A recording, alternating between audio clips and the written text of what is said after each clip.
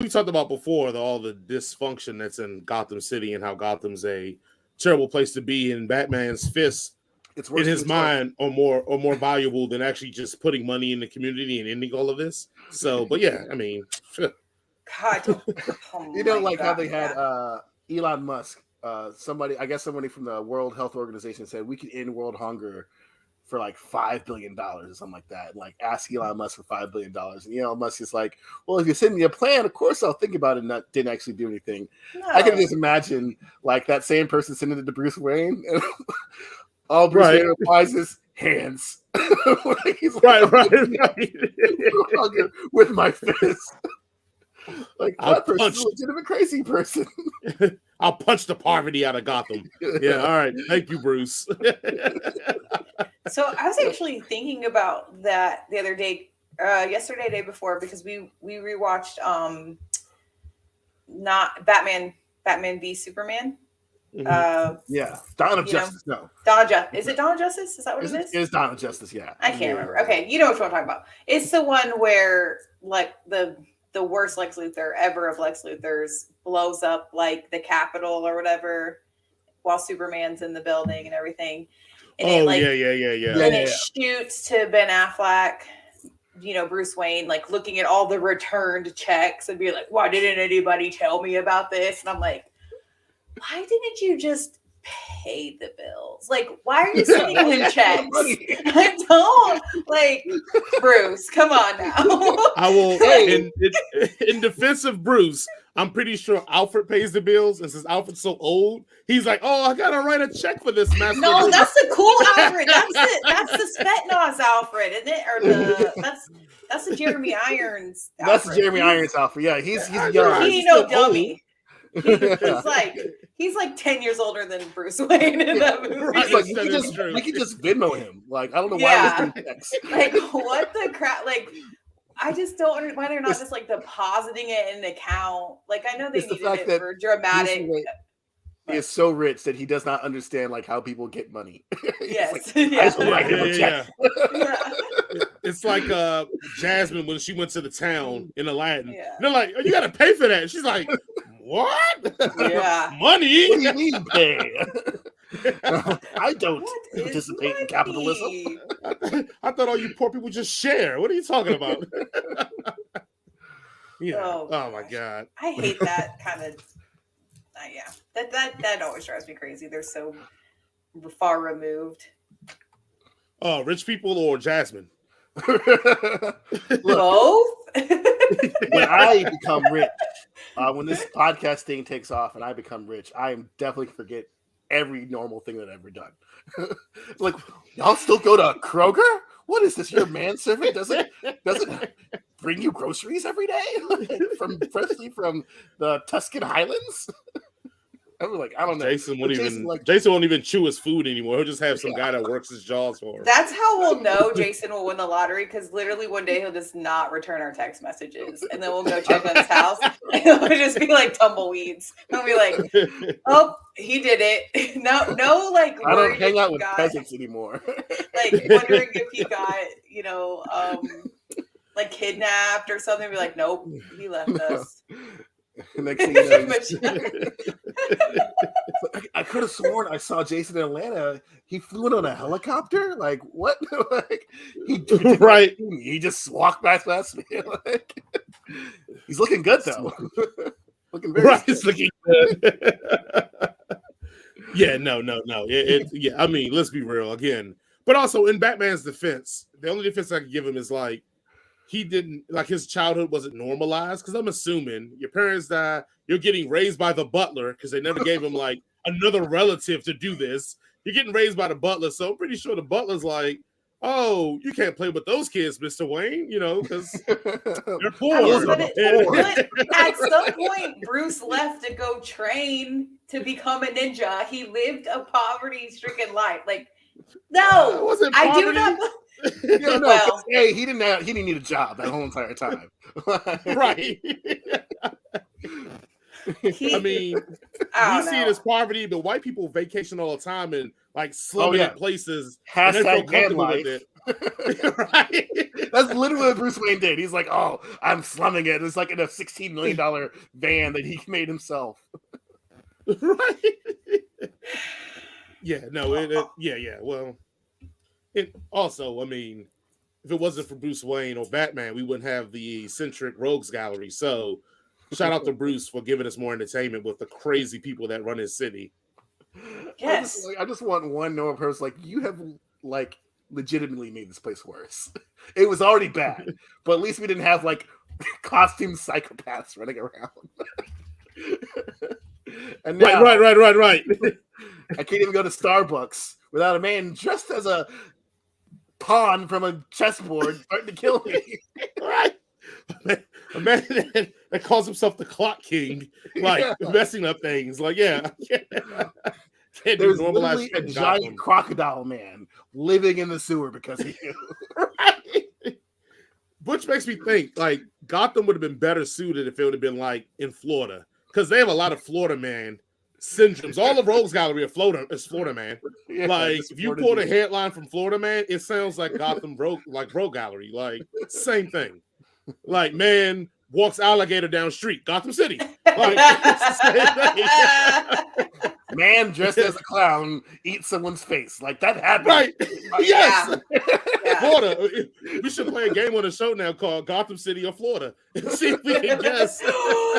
We should do fake headlines versus comic book headlines, or real headlines versus comic book headlines, and see if we can guess which one it is. The only thing that we heard is like Batman has like no huge buildings to swing off from because it'd be in Florida and it'd be a lot of Everglades and like there's a lot of him. It would just be like in the Batman the movie with Ron Patterson where he's just like walking around everywhere.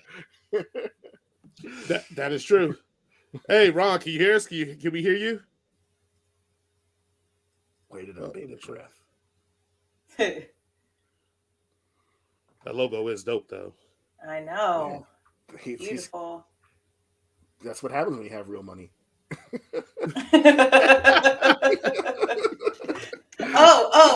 Okay. Look. Clip art works just fine for us right now. I have commissioned Daniel to do a new logo for us. He probably. Oh wow. Who's Daniel? My baby daddy. Gotcha. I'm with you now. I commissioned Daniel to do a tattoo for me, and he ghosted me. Said nah. So what you're saying is I should have a backup plan to the Daniel plan. Is what we're I think saying. he's just living his best life right now, and he's not trying to do anything for us. He's got 2 kids and 2 dogs. He's busy. Yeah, let me see if I have any settings that can maybe help here. Yeah. Jason, fix this thing. I'm just trying to live my best life, man. Just like Daniel. What shirt are you wearing? I'm trying to see, Jason. Who? Jason? I'm wearing my black Art Matters shirt. You know. Ooh, love it. He's always fancy. He's got the drip. Once in a while. Sometimes I just come in like in a real tight blue shirt because I have nothing else to wear. Because I don't do laundry for like 3 weeks. And I'm like, oh, this doesn't smell bad. All right. Okay. That's how every man is, though. Like, I always pick this clothes up. It's like, give it a sniff. It's like, if it doesn't have an awkward, bad smell, it's still wearable, right? Ron, can you hear us? I think he's still connecting. Professionalism. Gosh, I know that picture is so nice. Guess I could have not worn an anime shirt, but it's fine. Hey, I'm wearing my Static Shock shirt, so nice. Like, okay. Who's on your anime shirt? I got Fruits Basket. Oh, my oldest daughter loves that show. Gosh, it is. I don't even know what it's about. She tries to tell me, and I just start rolling my eyes and stop. It's so good. It's so good. It's slice of life anime, you know. So it's just are there superpowered ninjas in it that I don't care? Exactly. They do have they're cursed by the Zodiacs. So anytime they touch anyone of the opposite sex, they turn into like the actual Zodiac animal that possesses them. So someone turns into a cancer? That sucks. No, so they turn. So it's like the like the cow and the snake and the rat and the cat this is and the dog. This is Asian zodiac, not westernized. So they're not like, I'm a the pair real of scales. zodiac. Yeah. I'm a pair of scales. Oh, yeah. I'm the yin yang symbol or whatever it is. Yeah, I mean, it's probably really dope, and I probably will like it. But I'm kind of like what Jason said. If people aren't powering up and getting to new levels and new transformations, I'm probably out. Well, that's my whole anime experience. Like I watched it with my kids, and we were watching it as it was coming out, and so by the end of it, we were so invested in, we're just like sobbing when it's over. But totally a Sagittarius, obviously. I don't know. I think it's all space racism, honestly. Space racism. Michelle said, how are you going to turn into a Libra, Jason? Is what. For those of you listening, I guess.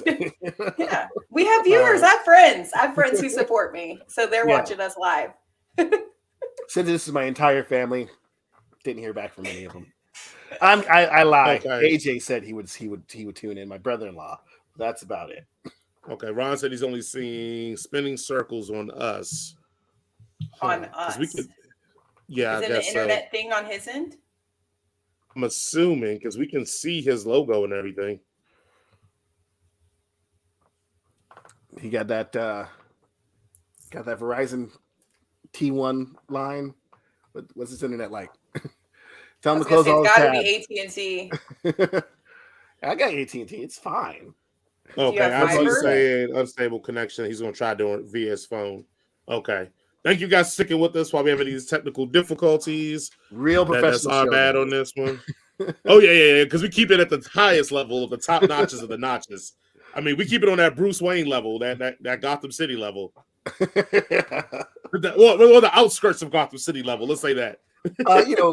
Mostly Greater Kane County. Like in the suburbs. I'm trying to think of something that would be known as a suburb in Gotham, like Arkham Farms. I guess that'd be one. Meadow Mills. Nope. Meadow Mills. Okay. All right. Cobblepot Acres. Yeah. Michelle. No, why would they name it after bad guys? That'd be like later. That'd be like No Man's Land. Well, Cobblepots have always been like amongst the city, in Gotham. Like elite. Only the Penguin was the bad guy. I just don't think so. I mean, have you seen Batman Returns? That deformed-looking kid, I would get rid of him too. What are you talking about? Like, bye. Oh my gosh, Batman Returns is so good, and I watched it. I mean, I've watched it in like the last year, maybe. It came on Netflix, I think, for a little bit, so I watched it. It still holds up. It's so good. I know, honey, that we are also super rich, but you know what we can do? Infanticide. This baby is ugly. Let's not Let's not give her up to like a deserving family that's once a child that doesn't care how the baby looks. Let's just try to kill it. Well, that does seem like something a rich person would do.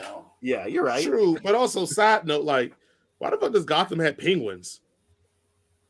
They live in a zoo. And then I feel like it's an odd thing to just have. Like, I don't know. Does Atlanta have penguins in their zoo?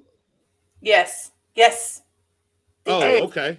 And they have like little pink. So during the pandemic, hey! Can you hear me? Yes, you can. We are professionals. Looks like my computer is being finicky, so I'm using my phone. Okay. You look fantastic. We can see you. Looks great. Yeah. Does that help? There you go. Yes. There you go. Perfect. Works. Even better.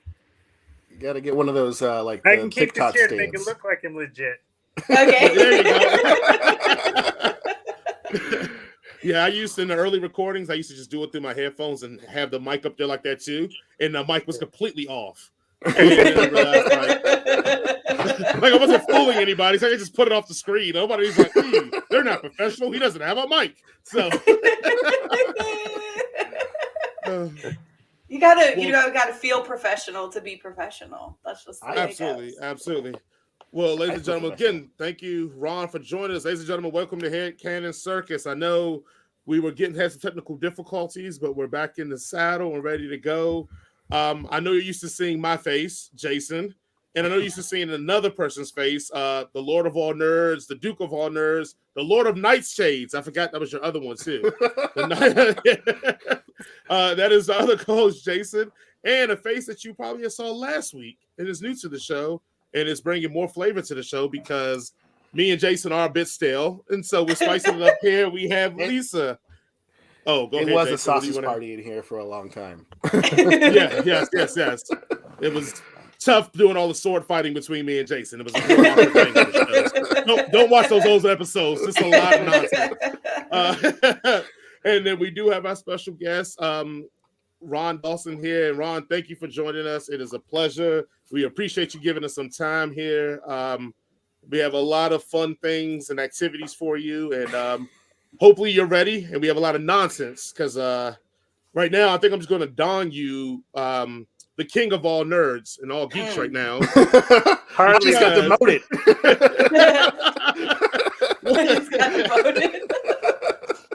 Look, because we're going to get into your book in a moment because that book definitely, I think, for me and Jason especially, that touched my soul, man. I was in there. I'm glad to hear. I had to put the book down a few times. I was like, man, it's getting too real. Like I'm getting flashbacks, PTSD. But for those that do not know you, can you tell everybody a little bit about yourself and kind of I don't say your life story. That's in the book. So buy the book if you want the life story, but a quick story, anything about you. Yeah, basically, by day, I am a content marketing manager for a company called HubSpot. And by night, if you were, I am a podcaster myself, content creator. And I wrote this book, Dungeons and Durags, which really just is a satirical memoir about my journey as a Black man who's lived my entire adult life as a Black man in a predominantly white world, and how I had both a racial identity crisis. In 2016, we can all guess why. And the journey I've been on since then, in terms of the deconstruction of my Christian faith, me reconnecting with my Blackness, my podcast, my two best friends always pounding me about what I do and don't know about the Black community, and how I am the quintessential angry Black man who just recently woke up. Hey, look, it's nothing wrong with being awake, no matter if it took you 20 years, it took you 1 year. It's great to be awake. Also, shout out to your boy JD, because your boy's great. Like, he sounds like my best friend. So when you had those interactions, I was like, oh my God. I feel like they didn't pull those conversations right out of me and my best friend's text or conversations. So I thought that was dope. Love to hear that. I love the book, and I guess one of the biggest things I love the book, and I think Jason's probably closer to your perspective than I am a bit. Go ahead. Slow your roll, Jason. We're not gonna do a 1 sentence review of this thing. We're not gonna. Oh, do we want to do a 1 sentence review of Dungeons and Durags? Yeah. Oh wow. Okay. Oh no. Y'all can think of something real quick because I wrote a 1 sentence review of this book. And so if you are joining us for the first time, we do a thing called a 1 sentence review, where we review whatever content that we're reviewing or reading in 1 sentence. Jason, what is your 1 sentence review of Dungeons and Durags? Roll the nat 20. Nice. Roll the nat 20 in my book. That's a critical success, especially with the new rules.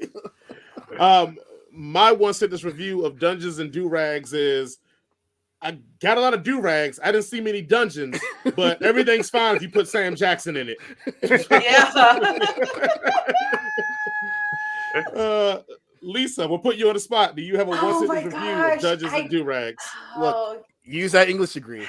No, Ron, I usually like to have something cute and quippy, but I wasn't prepared. So I think that even if you think it doesn't have something for you, it does. So when I read it, there were things that I could totally agree with, and you would think that I would never it would never even cross my timeline. So Yeah, for sure. read it. Well, Ron, Yeah, what is but- your one sentence review of your own book? If you had to do one sentence of your own book, what would it be?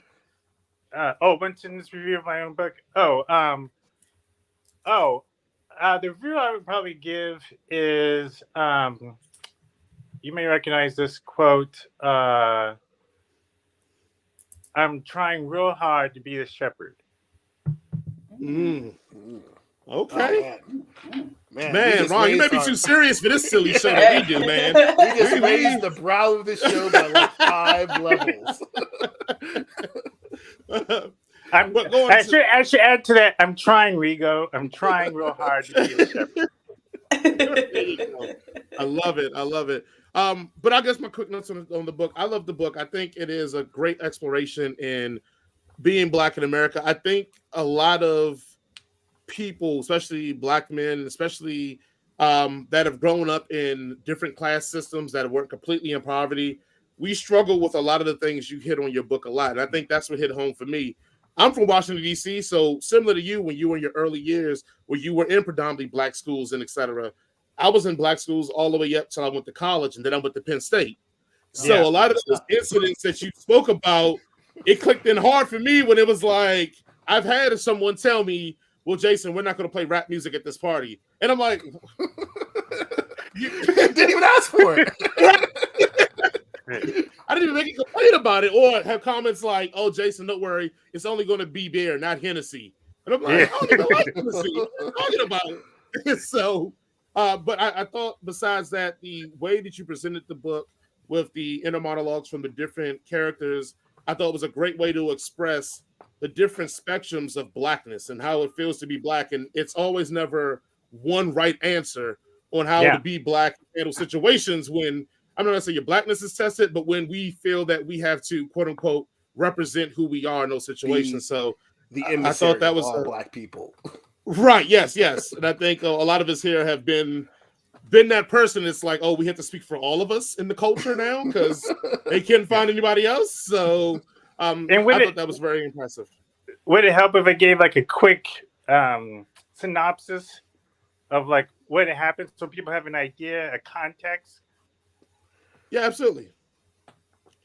Yeah, so essentially the I played the main character in the book, and the book I kind of describe it almost like if you think of A Christmas Carol, where Scrooge meets the ghosts of Christmas past, present, and future. And so, in the book, I'm having this Black existential crisis, and Sam, guardian angel in the form of Sam Jackson from Pulp Fiction, comes to me to help me be Blacker. And he's kind of the counter to him is the voice of Morgan Freeman, just the voice, not the man. And they represent two aspects. That's right. We won't give away the spoiler. God, that was amazing. That was Chef's kiss. Chef's kiss. Yeah. They represent the two aspects of being Black in America. And then Sam tells me that my character has to have these Black confessionals where I meet various pop culture icons to confess various Black sins. To Viola Davis, I confess that I haven't seriously dated a Black woman. To Spike Lee, I confess that I only recently woke up. To Snoop Dogg, I make a confession that I probably like culturally appropriated music more than I should. And I use all these confessions as opportunities to discuss what it means to be Black in America. And they often start off in one direction, but they go in a direction you don't always suspect. And then the other parts of the book are real life interactions I've had with Trump supporters, and then discussing my issues of politics and faith and how my outlook on that has evolved over the years, and bouncing back and forth between like this fantasy aspect of these interactions with these inner dialogues. I like the way you described it, Jason, and these real life interactions I've had with Trump supporters and other conservatives and people who used to be my friends that are like batshit crazy insane now. And so and then it all culminates with me being put on trial for my blackness, where I'm where Blair Underwood is the prosecuting attorney and Don Cheadle is the defense attorney. Which are the best two people to representing both sides of that case, right? Yeah. Well, I will say this: you say that, but the Breakfast Club gave him a lot of crap. I know the Breakfast Club was not having it. Yeah. They were not having it. Like I disagree with everyone from the Breakfast Club. They can get in my comments. I don't think they watch the show. So. They might now. And I don't know if you all caught the Breakfast Club movie illusion that I make at the end. Oh yes. Yes, most certainly. Yes, Okay. of course. How could we not? That was amazing. Cool. Yeah. Well, I will admit all my questions are silly, so I know Jason has like real hard hitting journalistic questions. I only got like 3 questions, all right? So don't even worry about it. I can take it all. But like I just want to like repeat what the other Jason had said is like for me, like I've only grown up in exclusively white spaces. Last time I was in even remotely close to a black space was when I was like a small child.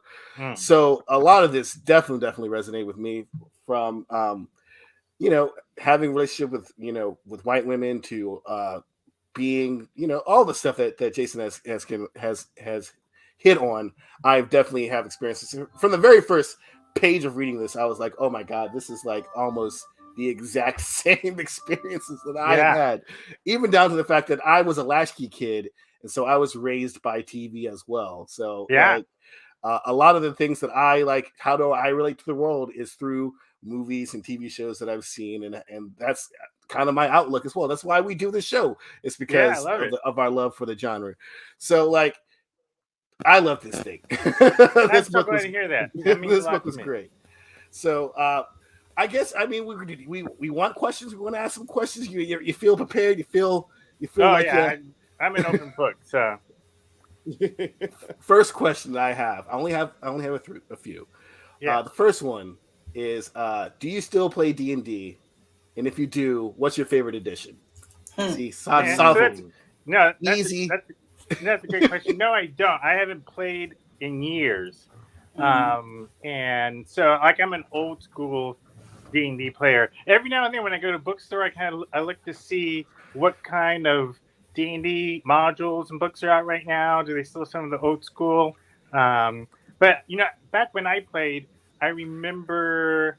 So like in the Monster Manual, the original version of the Monster Manual, I had Elric, which is a there's a book called Elric of Melnibone. I don't know how to pronounce it, but it's a famous fantasy book by Michael Moorcock about this albino who has this demon sword, and then he would get energy from the sword because every time the sword killed anyone, it would suck their soul and give them energy.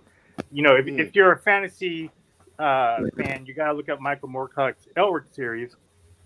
And I remember the original version of Monster Manual had like Elric in there and had some other characters from the Elric universe. And then I remember, I guess they lost the rights. And another version, they didn't have it. I remember as a kid being confused as to like what happened to it. Of course, when you're a kid, you don't understand licensing rights and stuff like that.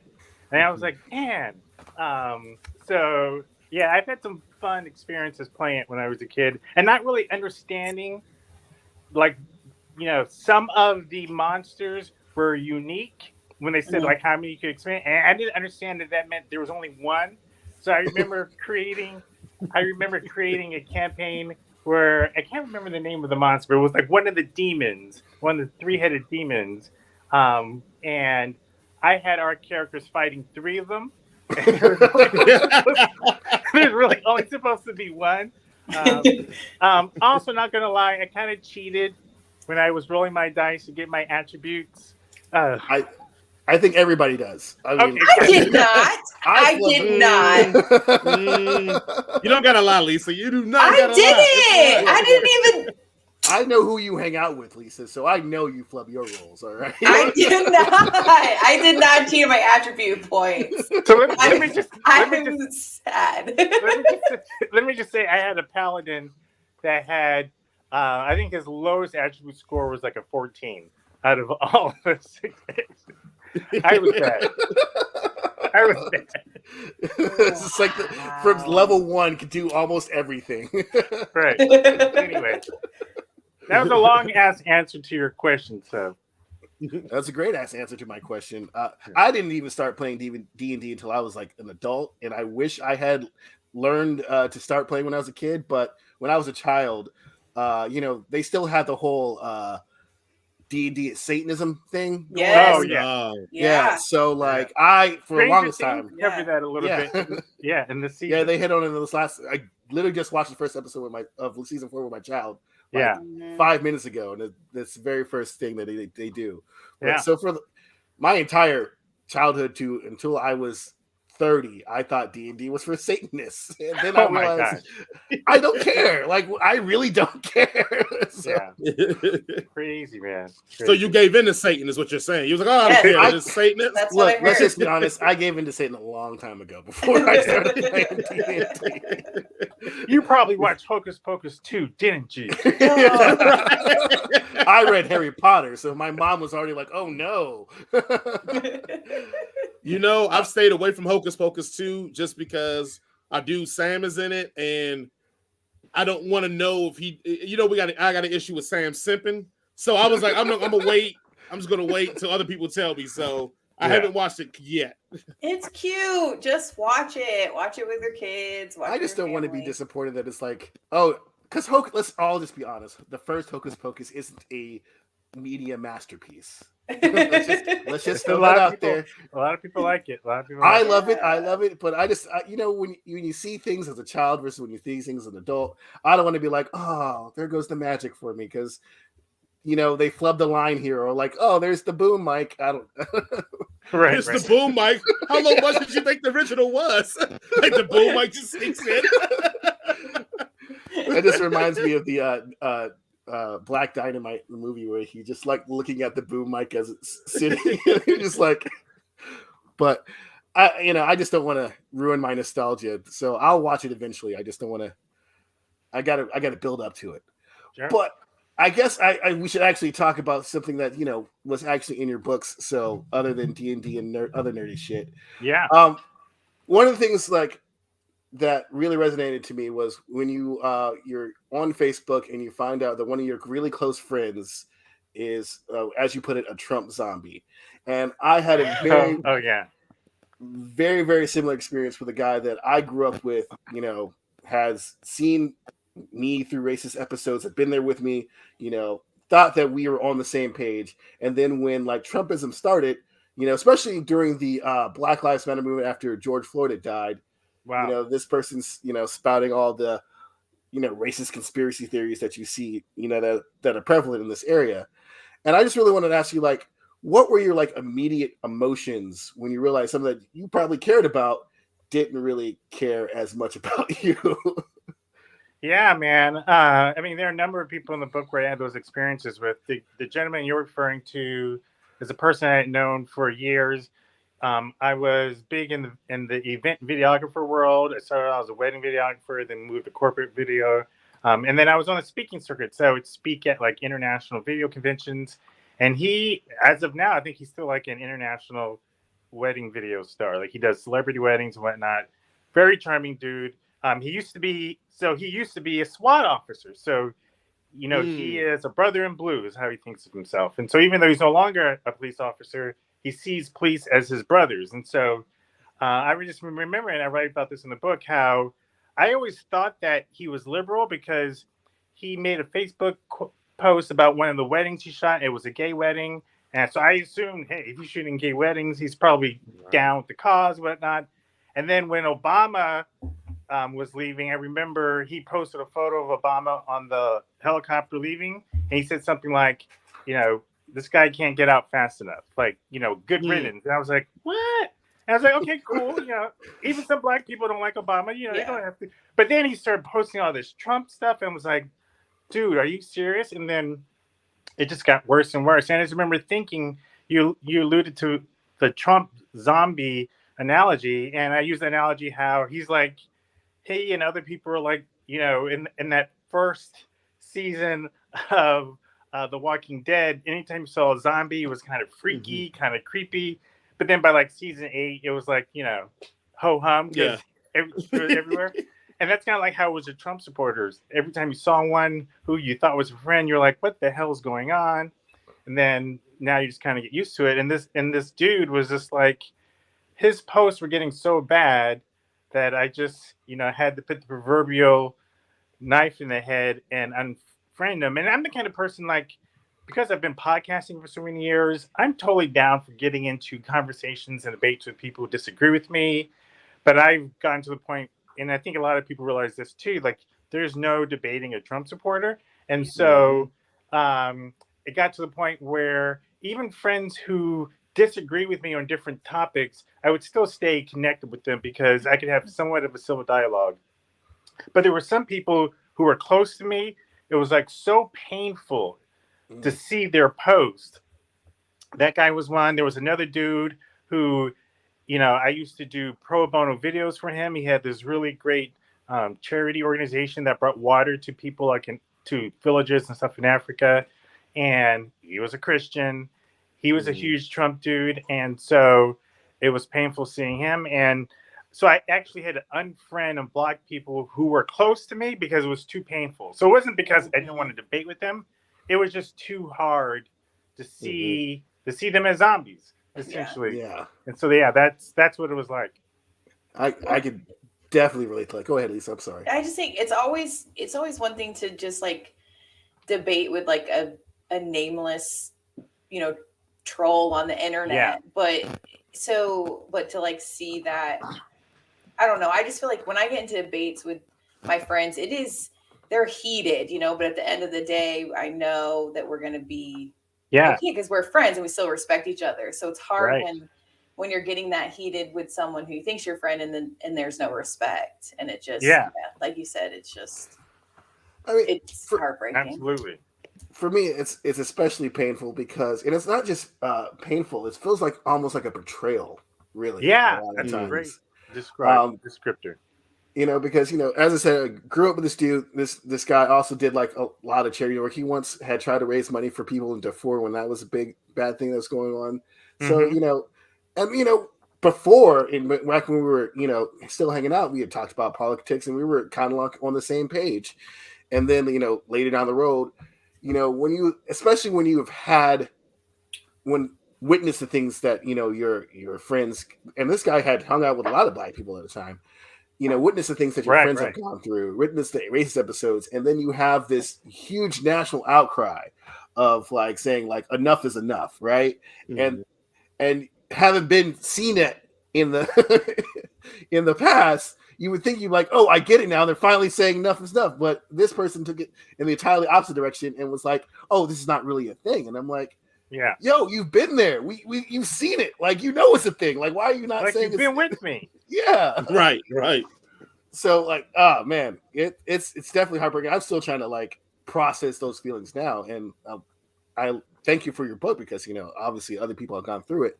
So I'm glad that I'm not glad that you experienced this, but I'm glad that you were able to speak about it in such a eloquent manner and also fun manner because of all the various characters in your book.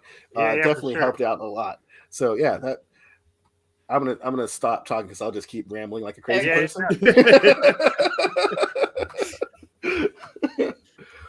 Lisa, do you have any questions or anything? I know we talked something about the political portion of it and that. So I don't have a question for you per se. There are just certain things that felt similar, which almost makes me think that maybe just a little universal for both of us. So I too had a spiritual breaking after September 11th. Wow. So I was a senior in high school, and Jason and I went to the same high school. This Jason, not that. So Jason. It's going to be confusing. Anyway, so I grew up in the South. I grew up in Georgia. I grew up in a suburb of Georgia and suburb of Atlanta. Anyway, so like all good. We're from Gwinnett. We're from Gwinnett County. That's right. Yeah. So I grew up in the church, right? And I went every Sunday, every Wednesday. That's what I did.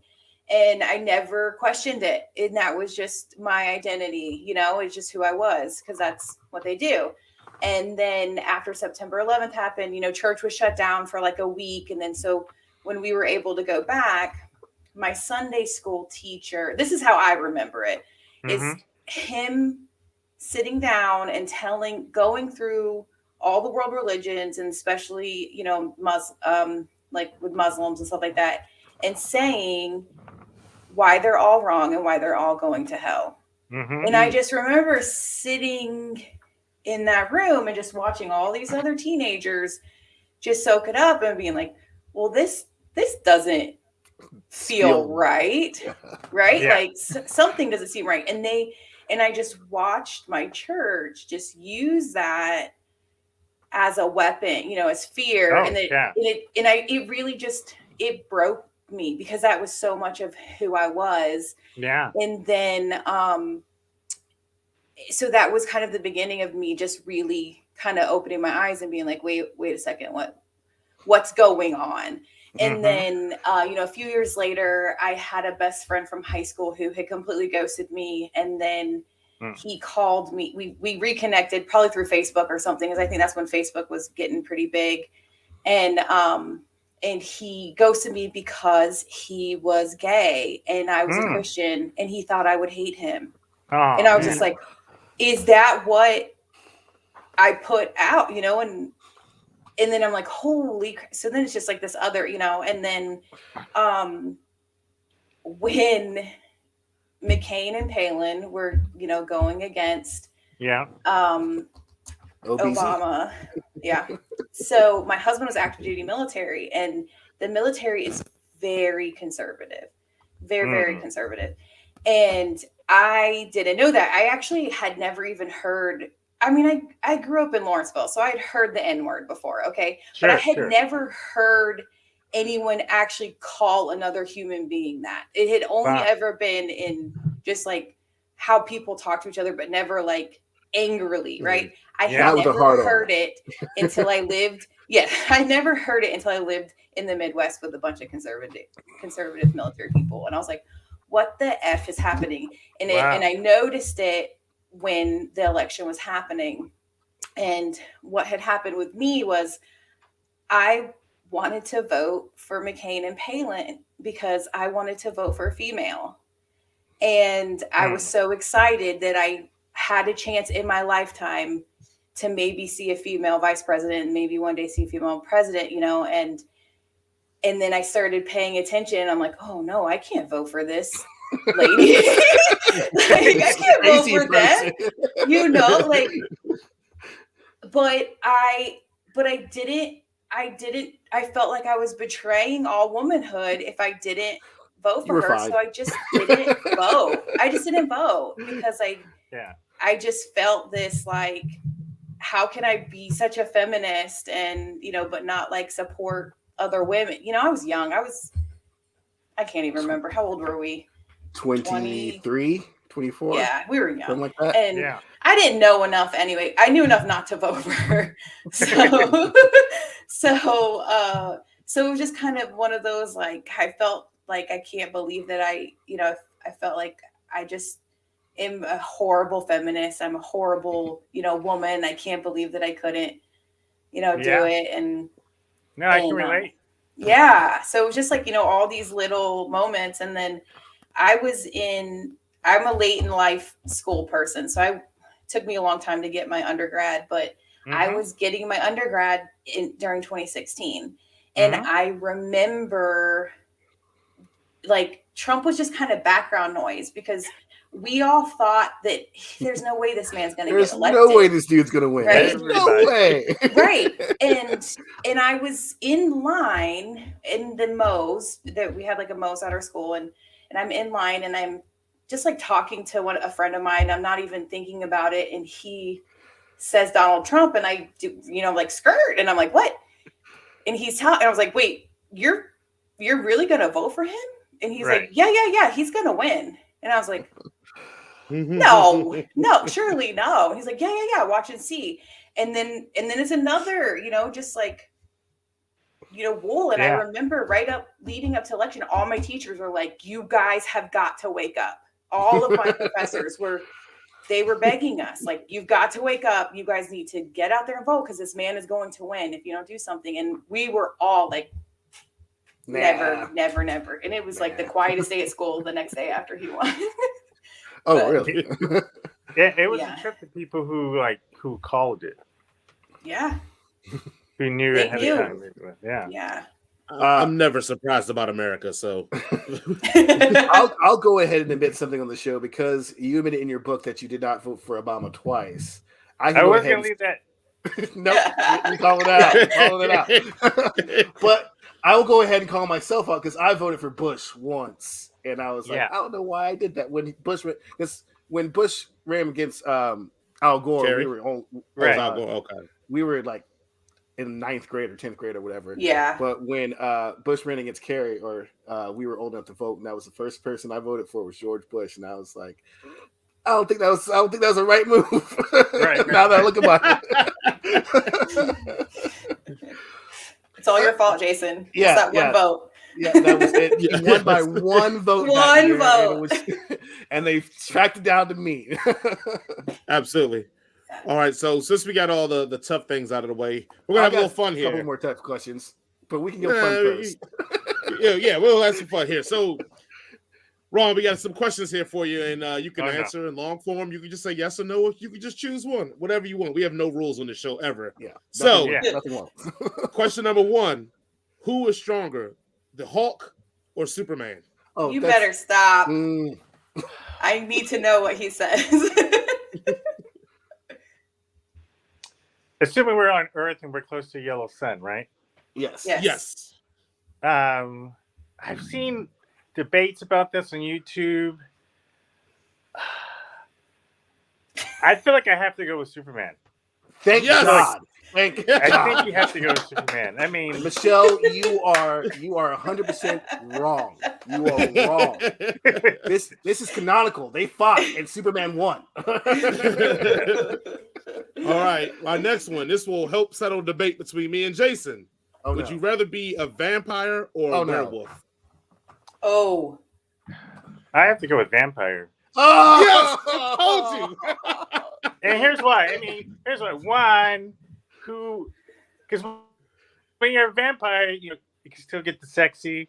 You can still have interactions with people on both an intimate, physical, and emotional level. You can be like Angel and Buffy, right? Yes. He had his soul, sir. He had his soul. Other vampires are not like that. Bad example. Also, if you're a vampire, you're a monster all the time. Werewolves are only monsters like 3 nights a month. Yeah, exactly. Yeah, but when those are hard nights. Those are hard. Yes. The whole bones are breaking. You're like disformed and disfigured.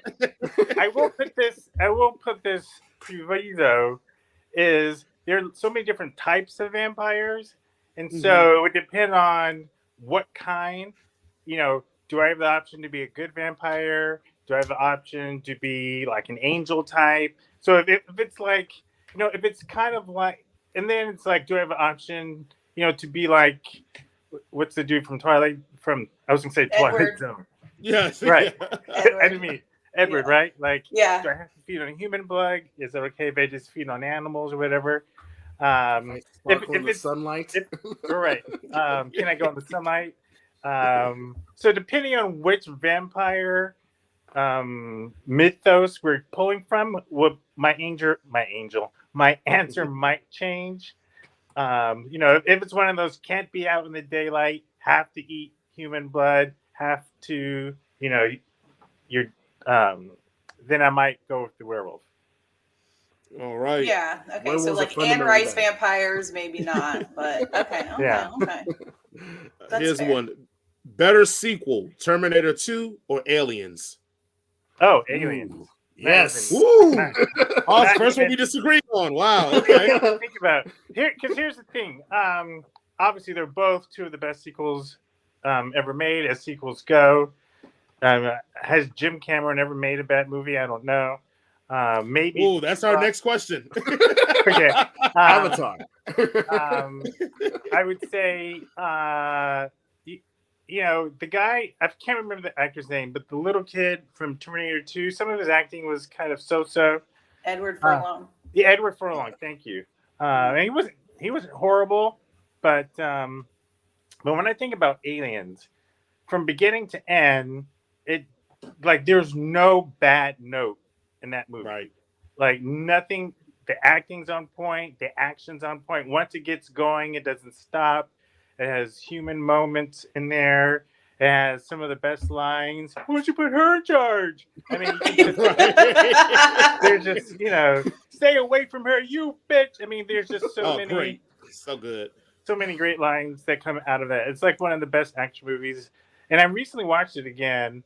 And that movie came out in '86. It holds up. It still holds up. Yeah. Yeah. Absolutely. It still holds up. Absolutely does. That was the leads to my next question. Does Avatar suck? Avatar absolutely does not suck. And again, it doesn't suck. Like, is it derivative? Of course, but it's a fun. I mean, Unobtainium, arguably, joked about one of the stupidest names for. Yeah, they just gave up on that day. Like, I'll just name it whatever you want. Unobtainium. Let's go. But like to me, the word "sucks" means like it's. You don't enjoy watching it. The story's not good. The characters aren't good. It has decent character development. Yes, it is a white man's savior. Even though he's blue, he's still, it has a lot of tropes that you can debate and argue with. But as pure entertainment, it does not suck. In my opinion. There we go. I will agree to disagree with you on that. Why do you think it sucks? Only because you're the only person I know that can actually name a character in that movie. Why would you say it sucks? It's you are entitled to your opinion. I just think it was just I've seen that movie before. But why? What about it's better? Like the better movie was Ferngully. Yeah. It had Batty the rapping bat. Maybe they put a rapping bat in it. I would have enjoyed it better. But you said it sucks because of why? Well, most people, because it's the number one grossing movie for the longest time. It was for a long time, yeah. And most people couldn't even name who was in it. Who? True, but is that why it sucks? Just because to me, yes. For you? Maybe not to other people. No, I mean I know people that love that movie, but to me, I'm like, have you ever seen once I watched it, it completely left my mind. Once it was over and it was I saw it, I'm like, there's nothing about it that I could connect onto as a blockbuster science fiction movie. There's nothing about that world that I wanted to revisit again. There was something about the characters that made me actually feel about them. There's nothing there are people who cosplay as the Na'vi, but who's out there being a Marine soldier for the Unobtainium Corporation? Nobody. There's nothing about that world that I want to re-engage with. And that's why for me, I'm like, it kind of sucks. Right. As opposed to you're gonna watch Avatar 2 regardless. Right? Hell yeah! yeah.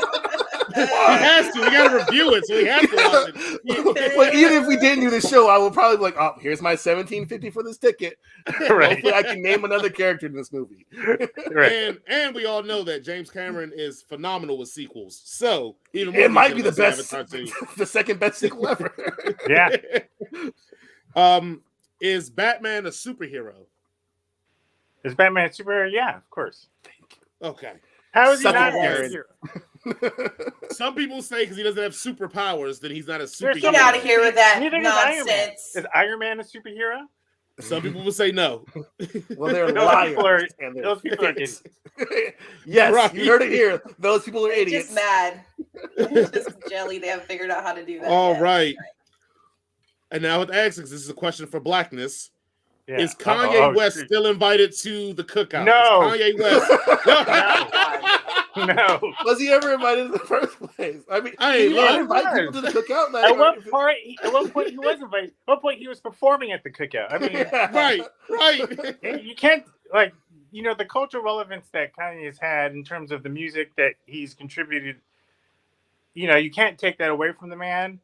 But I think he is legitimately mentally unstable. So I think there's that aspect to it. Something happened on the road from, Bush not understanding black people or whatever time period that was to all white lives matter t-shirts and going DEFCON 3 on on Jews. Like Yeah. something Yes. happened in that Crazy. past 15 years or whatever it's been, and yeah, something I think he needs help. And I think because he's a billionaire, he has enablers around him. It's the same kind of people who let George Lucas do the prequels. It's like, Oh no! you. He's got logo. Thank Oh, you. take that knife out of my back. Thank you. But also no longer a billionaire. Adidas pulled out, and they were like, "You're done. You're not a he's billionaire no, no he's more." no longer in the Triple Comic Club. Yeah. Right. I always have a firm belief that everybody's invited to the cookout, but Kanye, like Clarence Thomas, like Larry Elder, it's like that section where the crazy uncles hang out. Oh yeah. We just put them all over in that corner, and we tell the kids to stay away from them. Don't That's go what over the there. section they are. Let them play dominoes by themselves. Yeah, don't don't leave the ask kids no around with questions. Kanye. Don't leave the kids with Kanye. Like that's that uncle. Like he's just over there, Uncle. Uncle Ye, Yeah. go over there. Yeah. Get your plate and leave, So, please. so, Right, is, we'll bring the so food is to you. Candace invited? Is Candace invited to the cookout? She's over there hanging out there with him too. Like we'll bring you the plate. Just stay in that section. Stay over there. Right. You're coming around here breaking up our joy. I like the spirit behind it. And then now my last one is: do you prefer head having a cannon or running a circus? What the fuck? Like he knows what that means. Again, no rules to the show. Jesus. Do I prefer head? Yes. Owning a cannon or running a circus. What would you prefer? By head, does it mean what I think it means? It can mean whatever you want it to mean. There's no rules to the show. Do I prefer head having a cannon or running a circus? I'd have to go with head. There you go. Good Yes. answer. I have never been so more embarrassed in my life, and I have danced in front of people. I appreciate you. Yeah. That's all I have. Yeah. Those are great questions. All right. I guess Jason wants to give one more in there. Oh, well, okay, I'm not going to ask you this really long political question, but no, I want to. Yeah, here, hit me. Okay. Then I will ask you this really long political. Yeah. Okay, so when I speak to a lot of libertarians and conservatives and whatnots, they always try to say you need to get away from identity politics. Like, if you'll just vote as an individual, they'll make the country a better place. Could you give, in your opinion, why it might be difficult for Black people to do that, to get away from identity politics? We can't separate identity. We can't separate our identity because a lot of what's happening to Black people as a culture in this country is based on our identity. So you can't take that away from us, and you can't ignore it. So, like, one of the things I talk about or allude to in my book is the effect that media has on the perception of people. One of the reasons why, so many of the people that I dated throughout life weren't Black is because what was painted as beauty in the world were white women. And I think that was a subconscious thing. Like, I liked Black women, but I never went out of my way to try to find Black women if they weren't in my immediate circle. And I was fine dating non-Black women. And so when you have so much of your identity affecting how you're treated by the police, by the authorities, you can't separate them. And it's the same thing for the LGBTQ community. You can't tell them, your identity doesn't matter when there are laws being passed in this country right now, robbing them of their rights, robbing them of their humanity.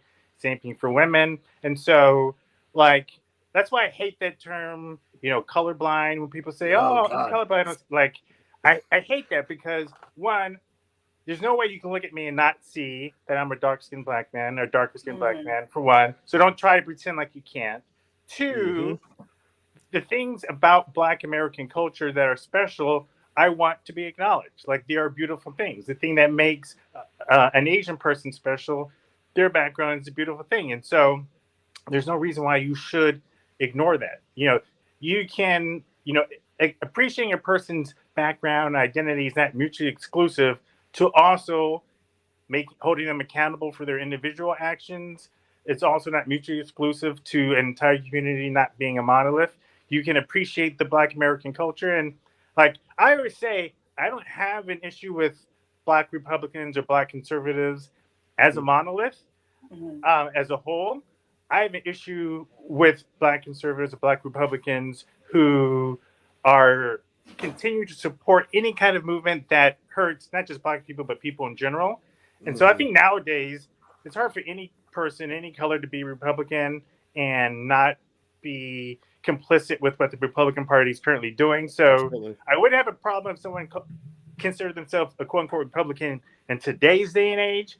But I think today's day and age Republican, is different from Republican from 20 years ago. And, I can't remember the brother's name right now, but he used to be head of the RNC. He's a black dude. Michael Steele, yep. Yeah. So, that's, I think he's a good example. I think they're in excuse me, whether or not you're a Republican, there are plenty of black conservatives, quote unquote conservatives, who may have more conservative values about economy or whatever. But again, I don't think that precludes you from being able to also, be down for the cause and be down for human rights and whatnot. In fact, there's a brother I know who I knew he was a black Republican, Christian conservative in Atlanta. We've had conversations. He's definitely flipped because he saw the craziness and he realized it was craziness. And so, that's how I feel about, the whole identity politics. And if anyone starts complaining about identity politics, 99% of the time, there'll be someone who falls into an identity that doesn't have to worry about their identity harming No matter them. what happens, no matter who votes into office, whatever, no one's going to strip your rights away. The worst thing that probably happened to a cishet white dude is that their taxes might go up a little bit, Right. or go down. Right. Yeah. Which is what, like, for me, like that's kind of like the biggest like issue that I have with a lot of conservative people now. It's not, we're not debating tax policy anymore. We're not debating whether this law or that law should be implemented. We're debating human rights. Like, I believe these people should have rights, and a lot of more vocal conservatives are like, nah, fuck them guys. Yeah.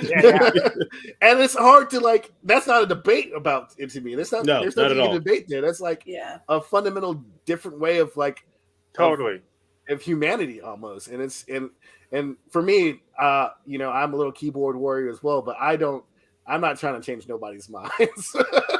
That is true. Jason will tell him straight up, suck his dick, and be fine, and be like, "You're racist, suck my dick." I'm like, "Whoa, Jason!" It's just like, I'm just gonna tell you what you need to hear, and that's it. Like, you are, because you can show all the facts that the statistics that black people are disproportionately killed by cops than white people are. You can show the statistics that access to abortion is healthcare, and that it drives down not only infant mortality rates, but also the mortality rates of mothers. You can tell them that the sky is on fire and the climate is actually changing because of human but and none of it matters. Doesn't matter because it's my body and you don't get to tell me what I do with my body, period. Yeah, so absolutely. Like that's the most ridiculous. It's crazy. Yeah. And another thing, people like Candace Owens and the Daily Wire, people who complain about Black Lives Matter, and they bring up a lot of the controversy with the Black Lives Matter leaders and where the money's going, all that kind of stuff.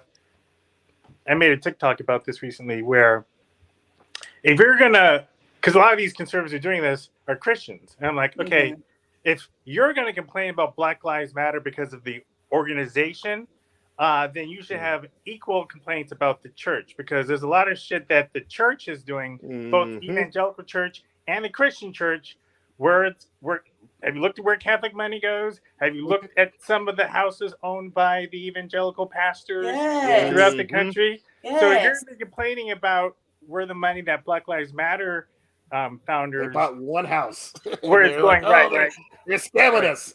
And Joel Osteen has a freaking... And wasn't the house like $1 million? Like, literally, in LA, that'll get you a ranch house. That'll get you a ranch house that needs a lot of work.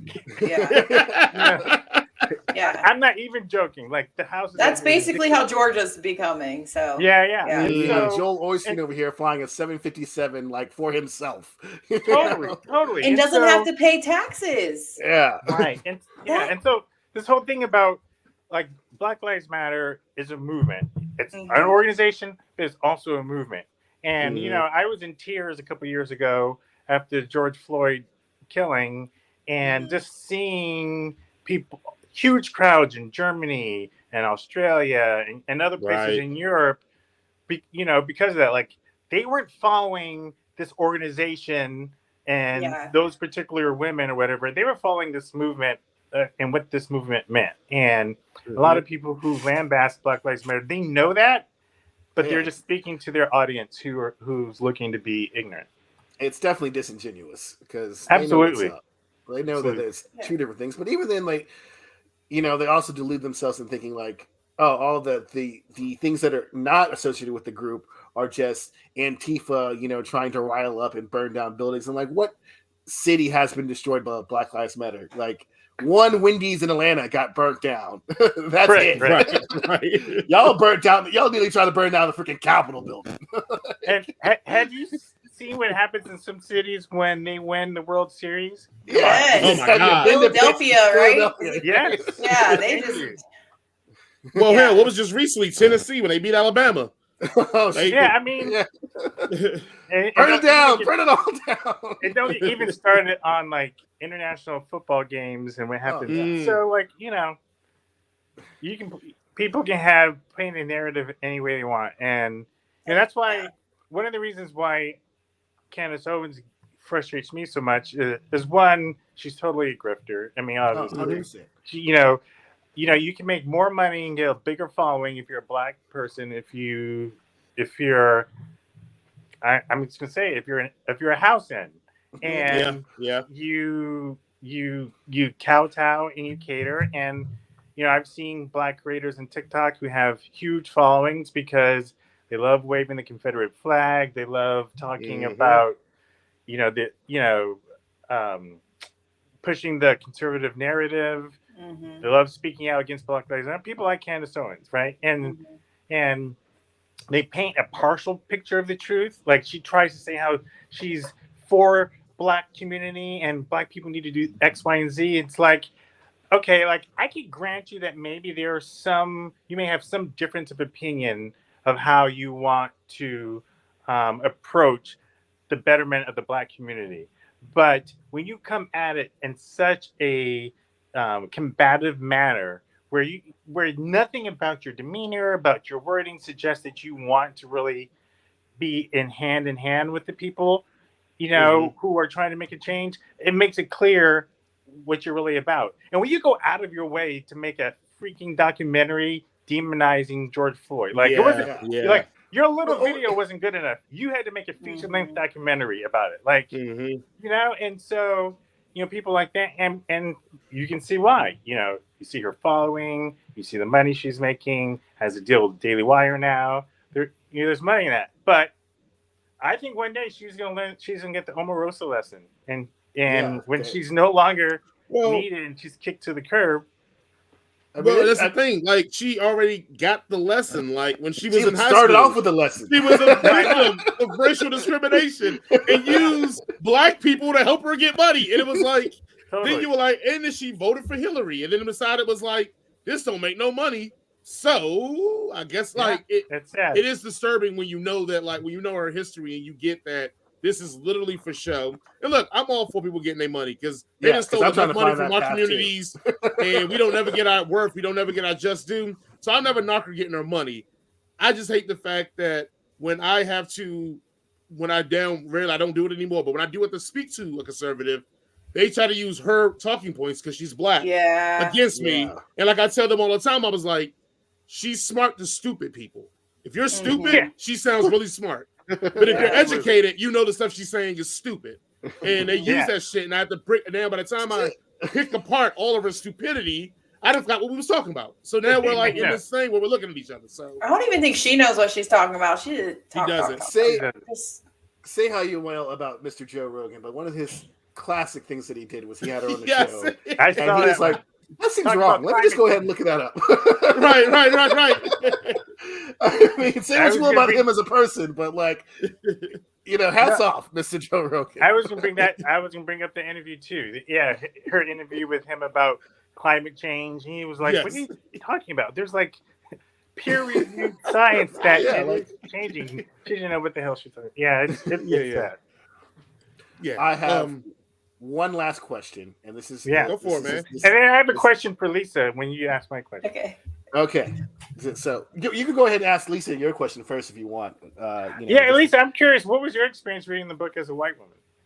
So at first I was a little worried that I wasn't gonna have anything, that I was just gonna be like, oh no, I'm just gonna sit here and have nothing to talk about. However, I love, like, the second Sam Jackson came in, I was like, this is the most amazing book I've ever read in my life. Thank you. Yeah. Yeah. So, but like I said, it's just like, and I was actually talking to the guys before this, that I was worried because I don't want it to seem like, I don't know what it's like to be Black in America, right? Sure. But I do know what it's like to be a woman in America. And I do know, especially now with Roe v. Wade, and I'm raising a daughter, and and I'm also raising a son who I don't want to be an asshole, who, so it's just like all of these things that I just worry about constantly. And then, I've known Jason since I was we were 17 years old.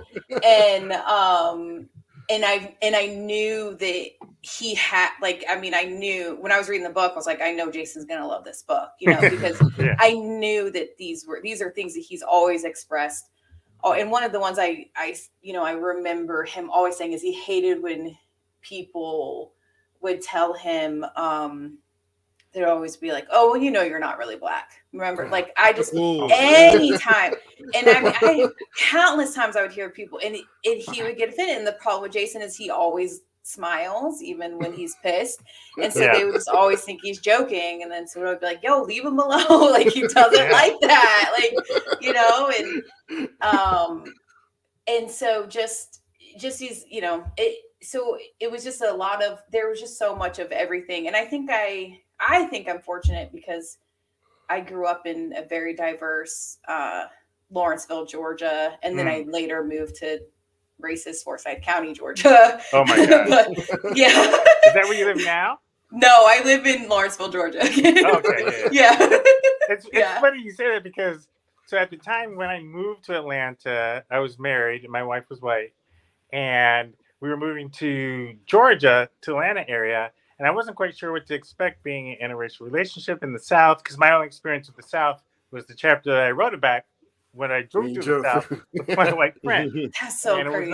It was not so great. And so I called all of my friends who lived in Atlanta area to say, okay, what's the real deal? And all of them said, oh, it's it's cool, it's fine, it's nice. There's this one dude I talked to who gave me the real deal. He said, okay, Ryan, here it is. Stay within this area, and he said like perimeter, this part outside the perimeter, cool. And then he was like, "Don't go to Forsyth County. Don't go to Forsyth County."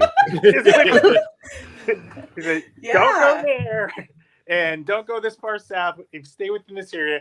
And on the real, we moved from Cupertino, California, Silicon Valley, to Atlanta, and we moved to Swanee, and I have to say, there was a lot more diversity where I lived. Whenever I would take my son to the park in Cupertino, everyone in the park were Indian or Asian, right? When I took my kid to Atlanta, there were Indians, Asians, white kids, Black kids. There's a lot more diversity. Obviously, when you go closer to Metro Atlanta, there you feel a lot more of the diversity. And so when you think of the South, I don't think of Atlanta as, I mean, it's definitely South, but I just found it, I really connected with the amount of diversity that I saw that was there. But I remember when we arrived, the night that we arrived, it was dark and we were driving, and there weren't a lot of lights because we were in those neighborhoods, weren't there any street lights. And I remember being kind of nervous because there were a lot of, in that suburban areas, a lot of trees, and I'm like, where are we? I don't know where I'm going. But no, I really appreciate my time there. And I like that you had made a point where you felt like, even though you're not Black, you said something earlier that you still kind of related to some of the things. Yeah. And that was one thing I was hoping that, you would people would get out of the book, is whether or not you're Black. At some point, everyone has felt like they didn't fit in with whatever. And I think a lot of the themes in the book can relate to a person, even if they're not Black. Yeah. And just like, little things, just not fitting into your, like, I don't want to say stereotype, but like I didn't I didn't like the girly thing, you know, and so I just always, all my friends, especially in high school, they were all dudes, and so I, you know, and then you're not a typical girl, you're not a girl, you know, you're and you know, just little things like that, and it hurts, and it gets a little soul crushing, and and I just can't imagine, you know, just always growing up, just always feeling like you don't fit in, especially with your family, because my sister was very girly, you know, like and I was a giant nerd. And at the time, you know, when we were in high school, it was not cool to be a nerd. Right. So definitely wasn't. So like, even if my cousins were nerds, they didn't say it. You know, they just would tease me relentlessly. So yeah, just all those, never really fitting in with your family, never really fitting in school, you know, and just finding those people, finding your people, I think always. Yeah, for sure. Is nice. But yeah. In your book, you have Sam Jackson as your angel/devil. Mine is my brother Maurice, who has always been the one that said, "That's not black. Black people don't do that shit." That's always been my when I, you know, want to fill in my blackness, I was like, what would Maurice do? That's really cool. I love it. Yeah. I guess you want me to ask my final question? Okay. Yeah. So this is a good final question. You kind of touched on this in your book, but we're just going to expound it for all those who are watching who did not read it as of yet. But you know, although times have changed, and you know, Black culture is kind of like has spread globally, and as well as geek and nerdy culture has also been kind of is mainstream now. There are probably still kids who feel, especially Black kids, who are going to feel disconnected from their Blackness. What kind of, do you have any words or encouragement or any sort of advice for those kids out there who still might be like trying to find their way in this world, especially when it comes to connecting to their Blackness? Yeah, I mean, I think, you know, for me is one, you're okay no matter who or how you are. You know, and there is no one right way. There's no one right way to be Black, but I do think it's important to know the history of Black people in this country. And I think if you can endeavor to learn about the history of Black people in this country and how what has happened in history the things that have happened have reverberated to what's happening today. However you show up in the world is totally fine if you can keep those things in mind. Learn how to critically think, because I think that's one thing that's missing. And if you're a critical thinker who knows your history and who endeavors to stay connected to like what it means to be Black, because I think there's something, and I kind of address this in the book, like, you know, I feel like there's a lot that I miss being disconnected from other Black people for so many years. And you know, I love my non-Black friends. You know, my current girlfriend's Chinese, right? And we kind of joke about that because when I went into the dating world, you know, I made a point to, you know, go out with Black women, but I still continue dating other women. You can't help who you fall in love with. So right. That's true. But you know, my point is, you know, you can show up in the world however you show up, but I feel like it did lose a lot being disconnected. Like when I hang out with JD and Yolanda now, and they're their friends, you know, oftentimes it's like the laughter never stops. Just that connection. There's just something special when you're connected to your culture, and I think lots of cultures feel the same way. If you're Italian, if you're Irish American, whatever it is, and so I feel like there was something that I felt that was lost, and so my encouragement would be, you know, if you can stay connected to your culture in some way, I think that's important. Don't feel like you need to act a certain way. Like I'm still kind of nerdy white rotten, you know, when I'm with JD Yolanda or whatever, and be yourself. And, you know, one story that we had in our podcast. So and here's a perfect example, just showing up who you are. You know, hopefully you've heard me talk enough today to know that I know my shit. I'm down for the cause. I love Black people. But I'm still discovering things, right? So we were talking about the Super Bowl halftime show, you know, when 50 Cent performed. Yeah. And I'm like, why was he hanging upside down? And, in the club. Hey. JD's like, it's his video. And we're like, what did you talk about? And he was like, of course you wouldn't know. I knew that. I don't even listen to it. Heartbreaking. So I had heard the song, but I'd never seen the video. Yeah. And I remember watching the halftime show. I was like, why is he upside down? It seemed like the most random thing.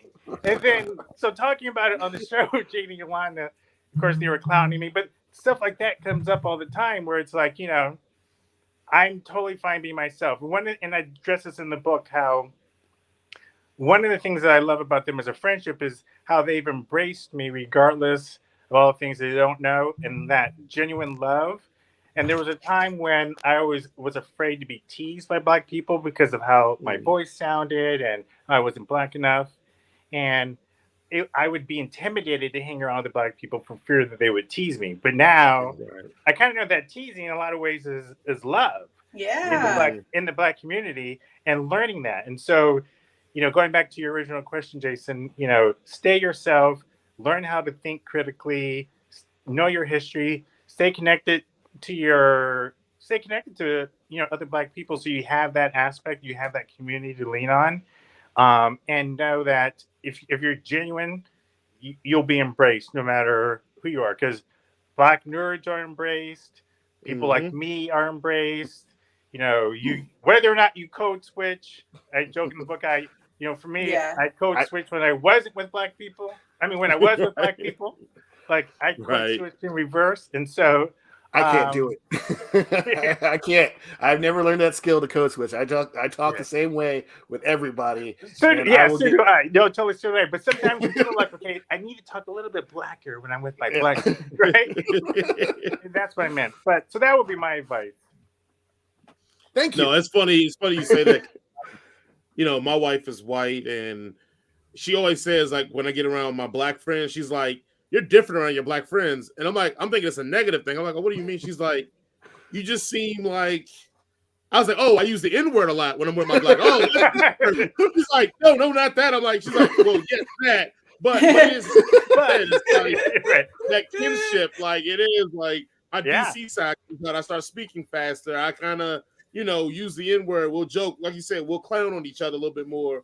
And with my white friends, I don't do that. And I like slow down and pronunciate my words so they can make sure they hear exactly what I'm saying. And but that's for my years when I was in college, because perfect example, and Jason, this, like, I'll talk and I'll say something, I'll be like, oh yeah, just go put it in a rum. And they'll be like, rum? What's the rum? And I'm like, oh, excuse me, the room. Put it in the room. Yeah, but it was like that. I had to learn. I was talking to my white friends. They didn't know. They I can't even. That shit. They didn't know the hell I was talking about. You know people do that. Like, or I'll be sitting around and be like, I'm about like, Jason, can you go grab that? Hey, I fence you in a minute. And they'd be like, fence you? What the fuck is a fence? I'm like, I'm about to. I'm about to get it. I got it. But it was one of those things that, like, through my years in college, I had to learn that, like, me speaking the way that I grew up in an environment, it don't fly anywhere else except for in that environment where you're accepted, and it is a different vibe, and you feel more free. You feel so. Even with my daughters, I make it a point that they have to be around Black women because they have to learn, like you said, some of these codes, because if they don't, I don't want them to have to feel the weight of feeling like they don't fit in on either side. Yeah. And so it's a funny lesson that I have to speak to them about. But one of the lessons too is like what they watch on TV. I'll be like, y'all gotta watch something Black. So we're gonna put the Proud Family on. We're gonna get some Family Man. All right, y'all gonna watch something Black up here. And they love Sister. And I'm like, perfect. Y'all can watch my shit, like, but it is what it is, because we don't even have that Black fundamental family programming that we all had growing up that kind of push that kind of unity. So it is a different vibe. But that's what, so you said that, I'm like, yes, I know that feeling. And when I get around my people, and I'm like, it just feels more like natural. You don't feel like you don't have to worry about a microaggression. You don't have to worry about if you say something, them not understanding what you're saying, or something frustrates you and upsets you. They're you have to explain why this is upsetting and how this affects our community. And it's just a little different just to kind of do it. Even at work now, a lot of the Black people in my job, because I do field work, so we're not around each other. But when stuff happens nationally, Like we all check in with each other. We'll call and be like, "Hey, how you feeling today? You good?" Like, "Hey, are you good?" Like, because it's just we know if we don't, no one else is going to do that, and no one else in the office will understand why that's important. So it is a huge. It's a different level that I have to explain. Like my wife has just mastered the head nod, and I was like, whoa. You doing too much head. Right. Like it ain't gonna hit the same. When I do it, it ain't gonna hit the same when you do it. Just don't be head nodding to random black people. Like, Listen, the TikTok where it's like the way you pronounce a certain phrase, like, are you good? Are you good? You good? Right. Like it depends on different levels, you know. And I head nod. I did get the head nod Chadwick Boseman though. That was I got it. Oh, wow, that's cool. Chadwick? Yeah, okay. Yeah. But right before the Black Panther movie came out, because it was shot here in Atlanta, he was at Papadale. The rest, Jason knows Papadale. Yeah. And I was walking by a table and made eye contact with a brother, and I was like, kept walking. I was like, shit. Nice. That's Chadwick Boseman.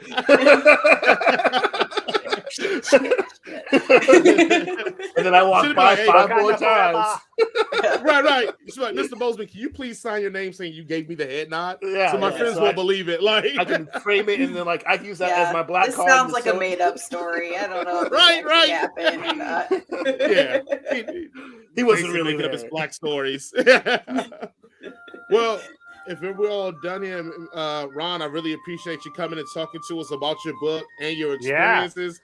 You are more welcome to stay on with us. We're going to talk about some Black Adam next. I don't know. Have you seen Black Adam yet? No, I don't plan to, but I've seen some of the reviews and. Well, we're about to at least I'm going to one. So, all right, before I go, let me just quickly ask: DC or Marvel? DC all day, every day. Are we talking just movies or just in general? Because if we're talking movies, it'd be Marvel. In general, DC all day, every day. Interesting. How about you, Jason 2 or Jason 1? I'm going to go. He's Jason A. I'm Jason 1. Yes. I'm going to go DC because their animated stuff is phenomenal. Yes, their animated stuff is DC. Always good. Apex. It's the best. It is the best. And their character, they have the greatest villains. They have the best female characters. I don't care. Like, I will, DC all day, every day. Yeah, and they have Batman. Fair. I think that's fair.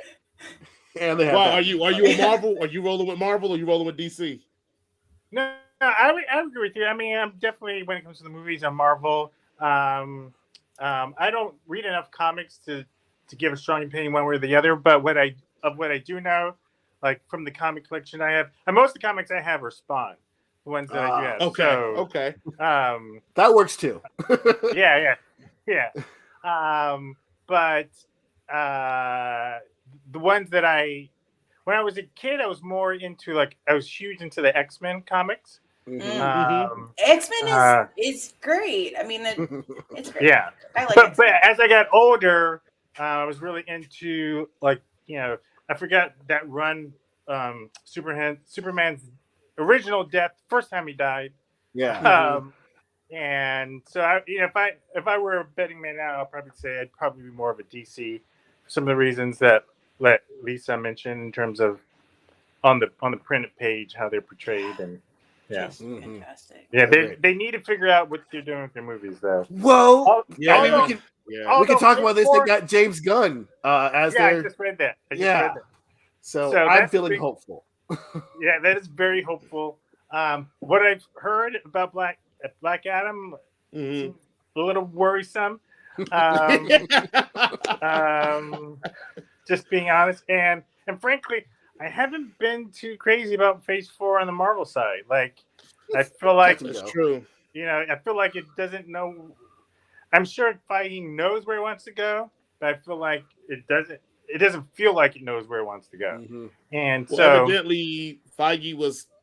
This is the least he's ever been involved. Was in Phase 4, and everybody's like, "Oh, you could feel that, that he wasn't." Absolutely. But for Phase 5, he's supposed to be back in. So you definitely feel like. Okay, it's almost like if they were years from now when archaeologists are digging up these movies, they're going to say there was a clear change between between this regime and this regime that we 2018. that we can see in the sediment. At this point, we have these kind of like that's what it's going to be like when they're unearthing all these movies. They're going to see like because that's what it feels like. So. Plus, it's tough to follow though. It's tough to follow Endgame though. Like Endgame is so epic. It's hard to. The next movies you're kind of like, oh, okay, all right. Maybe Spider-Man was the only thing closest that we felt like the feels again, but everything else is like, oh, all right. That happened. Yeah, exactly. None of the Marvel movies have really excited me. Have been some of the TV shows I've liked, but we'll see. I just saw the trailer for Quantum Mania. That looks promising. That looks good. Finally, we're seeing Kang.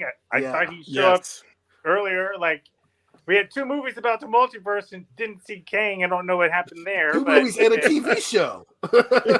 right. What did you say? I said 2 movies and a TV show, and then like they just ignore that Kang the Conqueror is supposed to come. But right. So we'll see.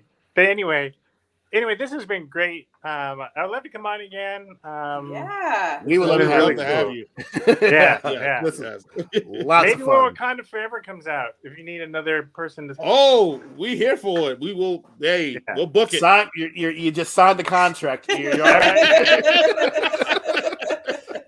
One of the biggest fights I had with Jaden and Yolanda was over Wakanda. Because I told them I wasn't sure if it was Best Picture material. Yeah. Oh, I actually wanted to talk to you about that. I had a bone to pick. I forgot. I talk about that in the book. You do talk about that in the book and how how wasn't that great? And that's my favorite Marvel. You said it wasn't worthy of the Oscar, right? Or that's not the Best same Picture. Thing.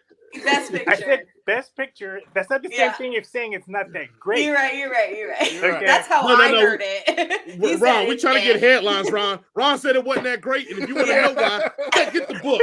Get the book and read it. And tell you why it sucked. He said Avatar was great, Black Panther sucked. Read the book and tell you why.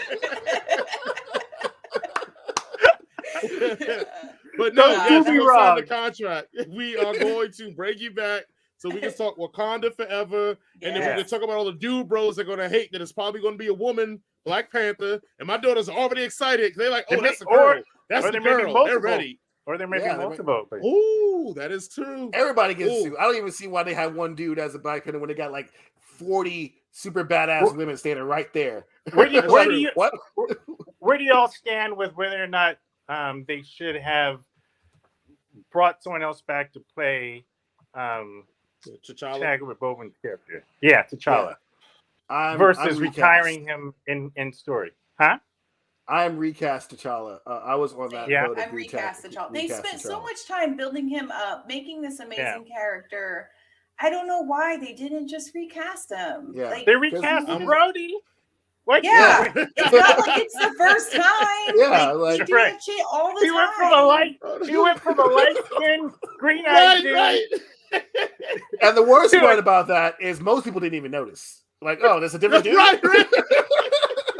Like, well, you all look like anyway. And the original guy played, but they didn't even try to pick someone who looked like. Like, y'all look alike anyway. It's fine. Iron Man 2 is pretty bad, though. Whatever. I think they should have. I'm in favor too. They should have recast him. I think Black Panther as a character just means so much to the Marvel universe, but then also, I mean, Black Panther was a phenomenon. Like, it could happen again with Wakanda Forever, but it was a phenomenon. Like, that was probably the only time where I saw Black people shut the fuck up in theaters. That was a monumental moment for me. I ain't hear nobody talk. Ain't nobody yell T'Challa behind you. Ain't nobody. No, they was like, they were here. So for me alone, I'm like, oh, they got Black people to shut up. This must be important. So I think they should recast it with that guard. But I think in Ryan Coogler's hands, he's going to do a phenomenal job on it. So I have no question that it's going to be still just beautiful and wonderful. So as long as he doesn't get arrested for trying to take money out of his own bank account. Yeah, that's true. Yeah. I mean, just when you see the precedents that have been set with the Hulk, Spider-Man, Brody, like there have been enough precedents in terms of recasting major main characters. We have 3 Spider-Man, we had 3 Bruce Banners. Yes. You know, it's three like Batmans in this decade, in this century. we've had way more than 3 Batmans. We've had, I mean, to go back to Michael Keaton, Yeah. you know, in terms from the movie universe. So, but you know, it is what it is. We'll see what they do with it.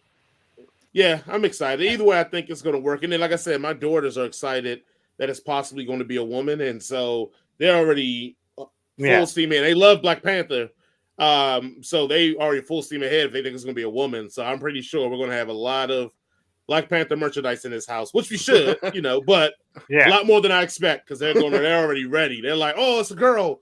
They're like, I hope it's Siri. I hope it's Suri. I hope it's Suri. I'm like, it's probably going to be her. I hope Siri gets vaccinated. Yeah. Bazinga!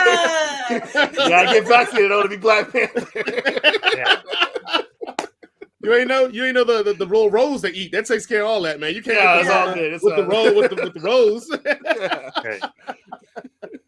But also, no, but Ron, thank you again, man. We really appreciate it. We definitely want you back on. For whenever you want to come on, you got my info. Just hit me up. And I can always tell you what we're going to plan. But for Wakanda Forever, we're going to definitely have you back on, and we could chop it up, and you could prove them wrong and tell them about this one will win Best Picture. Because, you know. Or not. You know, or not. Look, maybe you hate this one. That's fine. You can hate it. It's okay. Yeah. When someone dies, they got to win the award. If somebody dies, they got to win the award. So it's just what it is at this point. and people can find all my contact info, book info at, if you just go to blurredrunner.com, and makes it really easy to find links to everything. Yeah. Oh, you know what? I just thought about it. It's sad that of all this conversation, I never asked you a Blade Runner question. Oh, shame on me because I love Blade Runner and I did not ask you one. All right, I guess real quick. What is your favorite cut of Blade Runner? Then I knew that. It's like 20 of them. Yeah, I like know. 20 of them. Definitely one of the director's cuts. I don't know enough of. I don't remember all the director's cuts. But probably the special edition director's cut. I would have to say. I'd have to go back and look at it though. But I was a kid when the original came out, and I saw it in theaters theatrically. And so even I know a lot of cinephiles, hate on it. You mean cinema? Cinema-phile.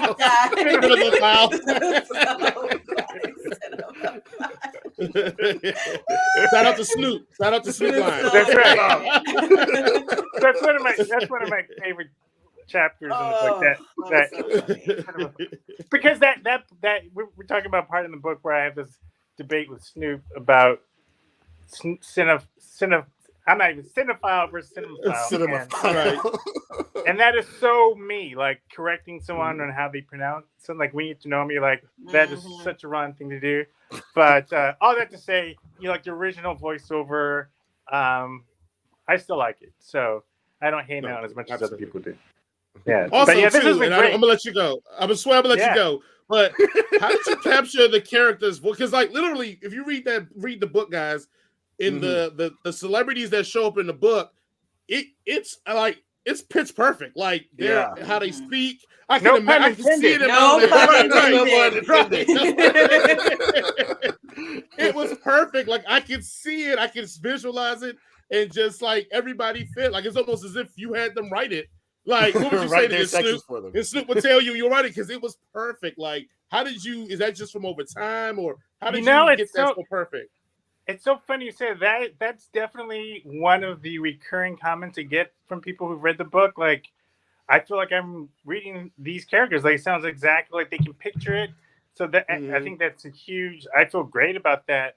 I think it just comes to just being such a media hound the way I am. All the movies and television shows that I've watched. That's where I think. That's where I think it comes from. Especially the Sam Jackson character, because that it's ironic that I'm writing this character who's so black, who's trying to make me be blacker, but I'm writing him, and so it's meta. Like, my head starts. It's so many layers. Yeah, it's a lot of layers. Right, right. But I will say this: I think I generally sometimes you will hear authors talk about like channeling their characters, where they feel like their character is doing the writing. And I definitely felt that in a lot of the writing of those scenes, where I felt like it was, the spirit of the Sam Jackson character, the Spike Lee character. I remember like my buddy, Yolanda, she actually knows Spike, and so when seems so cool, what'd you say? Lana, she just seems so cool. I just anytime you talked about her, I was like, God, I just want to be friends with her. Oh, you were like, she sounds so awesome. She's great. But she was saying when she read that chapter, she was cracking up because she could totally see Spike like saying those kinds of things, and so yeah, I think that's where it comes from. Maybe it was a gift. No, for sure. Now, again, I'll finally let you go. I promise. Yeah, this is great. I feel like we can talk for hours about random stuff on this show. So, but thank you again. We're pushing my mother's patience. Ron, tell everybody where they can find you at again. Yeah, if you just go to blurredronner.com, BLERDRONNER, and it has links to the books, my TikTok, all the different things, all the stuff that matters. Cool. And we'll put that into the description when we repost this on YouTube and everything like that. Again, this is our Headcanon Circus book club. Which again, we highlight authors, illustrators from people of color. Preferably, we try to lean to more Black people that are in the genres of sci-fi, fantasy, all of that. Actually, I think Lisa, you chose the next book we have. I sure did. Where did I put it? I got. Mine's on my table over there. The Taking of Jake Livingston by Ryan Douglas. Yeah. Yes. Nice. That's it. Yeah. So zombies, I think, right? Oh wow, even better. I haven't started reading. Just finished one book. I didn't know what I had it on my desk for friggin' a week, and then but yeah, we're gonna read that next, and then Ron, if you have any other works coming up, definitely let us know because we definitely want to read more from you. We want to hear more from you. And so I really do appreciate you giving us the time. Also, I listened to you and JD's podcast. I was listening to you guys discuss Andor, and the only bone I got to pick with you is that you hate The Last Jedi. That's the only bone I have to pick with you. Other than that, I was with you. I was riding. We'll probably have to have you on one of the episodes to kind of talk because. He also integrated the prequel trilogies as well. So, like, I don't know. As well, they should be. Have you seen the Clone Wars, though? I mean, have you seen? No. Clone Wars is separate. I don't consider that as part of the prequel. Clone Wars. Okay, fair enough. Okay. All right. Well, thank you again, Ron. I definitely appreciate it, guys. The illustrious guest, guys. I mean, Ron coming in through. Wakanda forever. We will see you again, and we're going to do it real big. All right. I appreciate it, brother. You have a good one. You too. Wow. That's awesome, ladies and gentlemen. That was dope, man. I really appreciate him spending some time. Oh, my God. I feel like a real boy. I want to be friends with him too. Yeah, I know, right? That's what I kept thinking in the book. I'm like, oh my God, he would just fit into we'd be at Jason's house and we light up the fire pit and just sit around and talk that talk. Yeah. So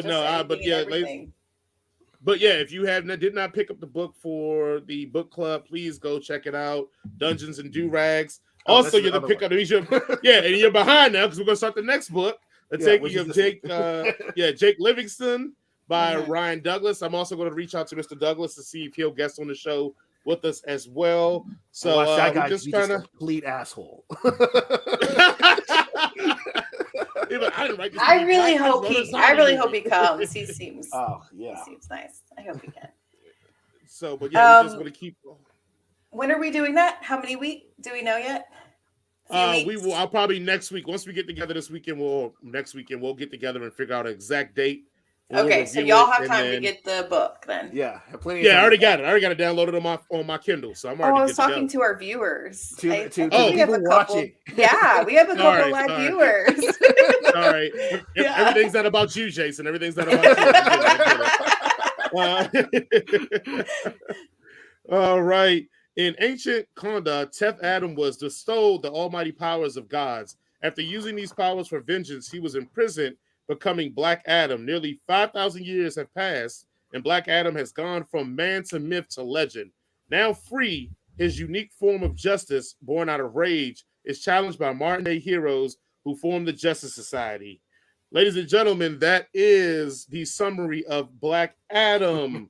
We're going to do what we do it every single time. So if your first time listening to us, we do a one-sentence review. Jason, what is your one-sentence review of Black Adam? All I want to say is that DC doesn't really care about us. Oh, gave us the MJ reference. Okay. Yeah. Lisa, what is your what's in this review of Black Adam? I could smell what The Rock was cooking, and it was shrimp and grits. Not too classy, but always hits. Ooh, okay. That wasn't My shrimp and what's- grits.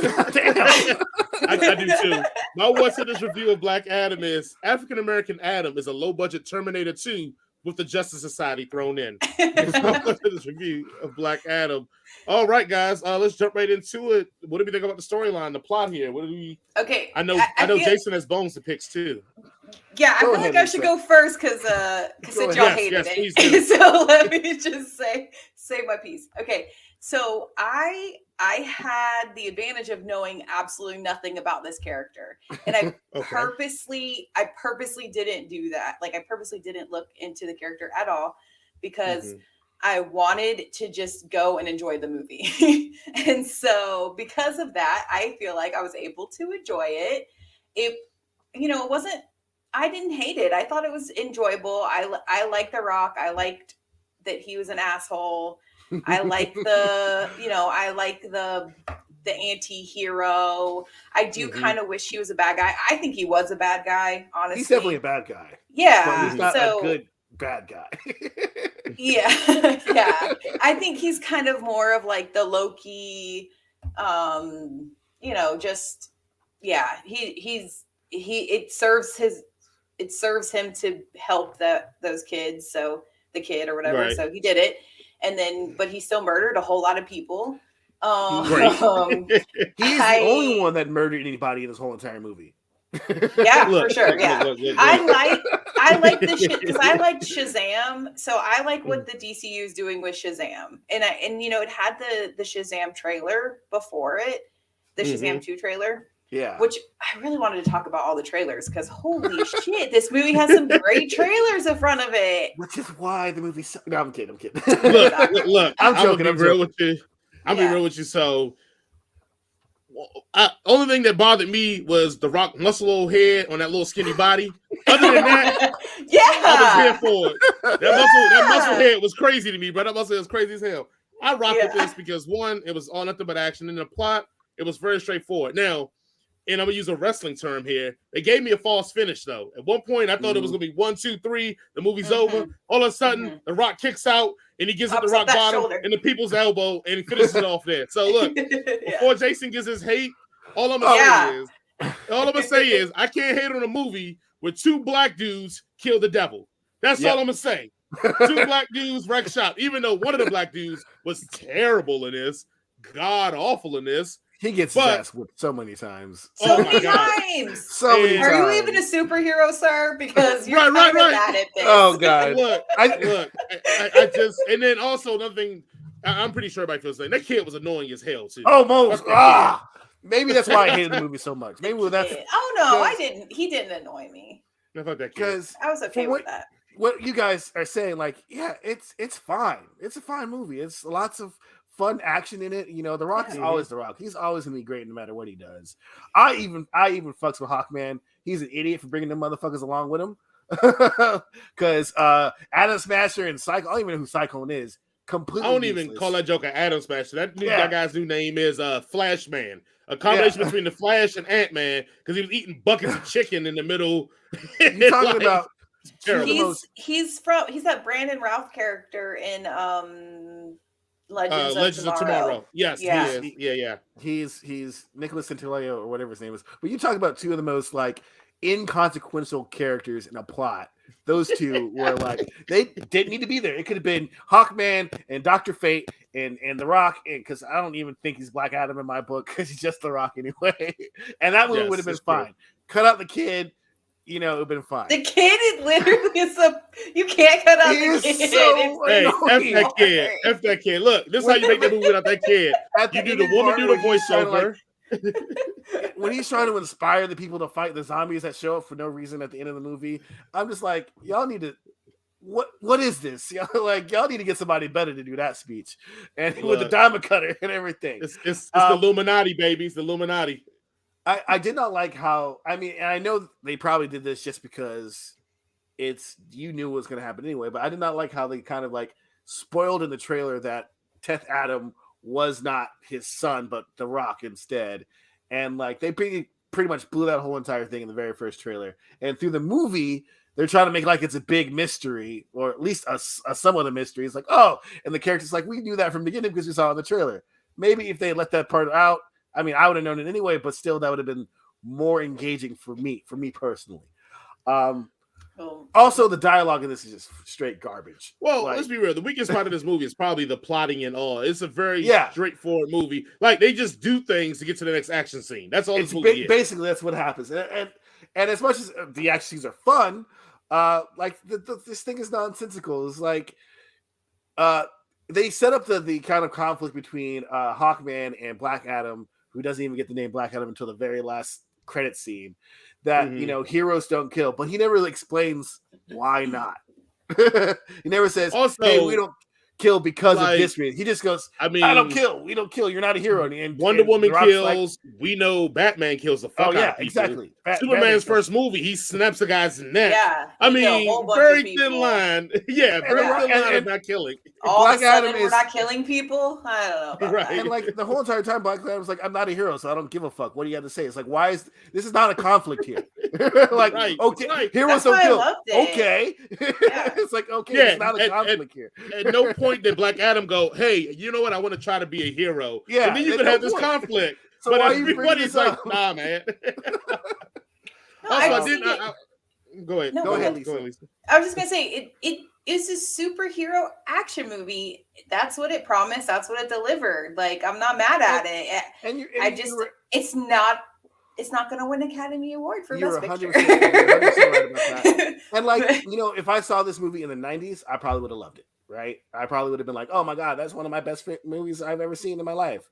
But nowadays when you have like things like Marvel movies that are doing a little bit more with the superhero genre, and you just have a run-of-the-mill superhero movie, that's okay for a lot of people.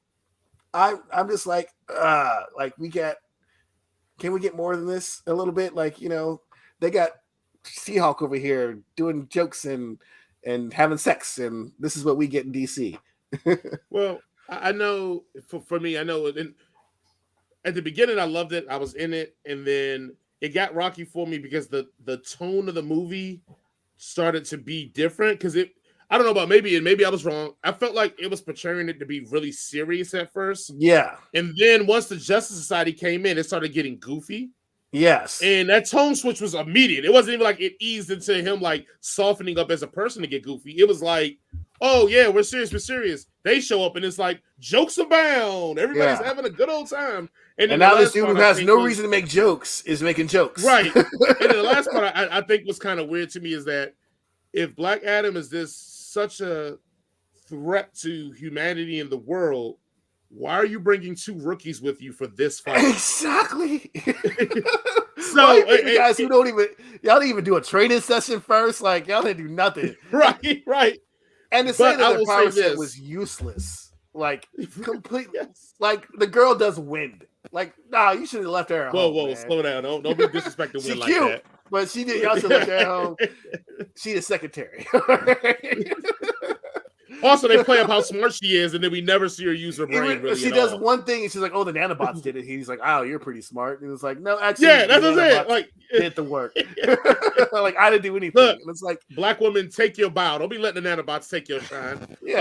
But claim it, girl. Look, even though I want to get all the negative out the way, because other than that, I mean, I love this movie. I thought it was fun. Had a little great time. The action scenes, were they creative? No. Were they anything new to be ever seen? No. But I think the certain amount of brutality that we had not used to seeing from DC was a joy, especially that opening scene with him when he's just like taking off limbs. I mean, he melts a guy in his hand. Like, that was awesome. And then I like the effect when they were doing the super speed and the camera kind of narrowed in to give it a feeling of like, it was like almost like you said, like a 90s music video. Yeah. Like, that's what it felt like. But I thought it was pretty cool with that. With I want to say what I told when we were leaving, and my wife was like, "Oh, what do you think of the movie?" And I said, it felt like an entertaining mess.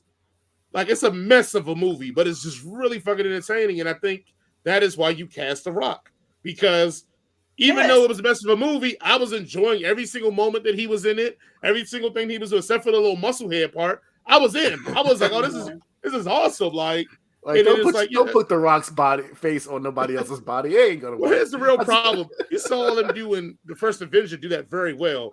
How many years ago was that? And they can't get that right here? Like, listen, they couldn't get a mustache correct. Like they try. We just give them a little pass because for whatever they reason, shot this 6 months ago.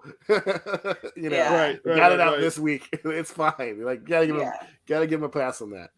Don't forget about the best part of the whole movie, which is mid credits. I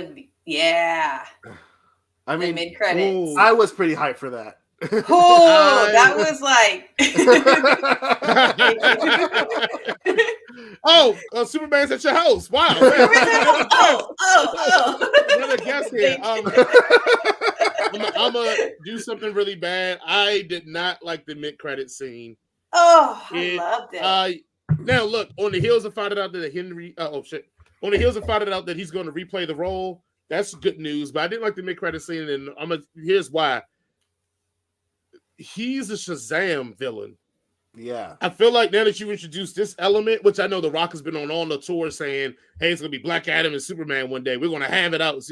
I get it. But I feel like Shazam should have showed up in that scene. Yeah. And that should have been an interaction to lead to that. But one thing I do. Well, I think it's bait, though. I think it's it is bait. To get people. Well, and also because. And I think it's a little bit of a payoff because we didn't have Henry Cavill in the Shazam movie. Mid-credit. Yeah, the mid-credit. Right, it was mid-credit, I think. Yeah. Yeah. And I think that they're I think it was fan service to be like, hey, we fucked up. We didn't have them in that. And they 100% should have done it, are not giving us Superman at all. So that's what I think it is. But I agree. I would have liked to see maybe some Shazam kids or something. Yeah, because it was on the other side of the world, so At this point, for me, there's no reason why Black Adam should come into conflict with Captain or Shazam. I'm going to say Captain Marvel. He's not. At this point, it doesn't make sense in the story. It doesn't make sense. Like from in the comic books, the classic comic book sort of thing. Like from the get go, Black Adam's like, no, fuck that dude over there. I don't like him at all. Like from jump.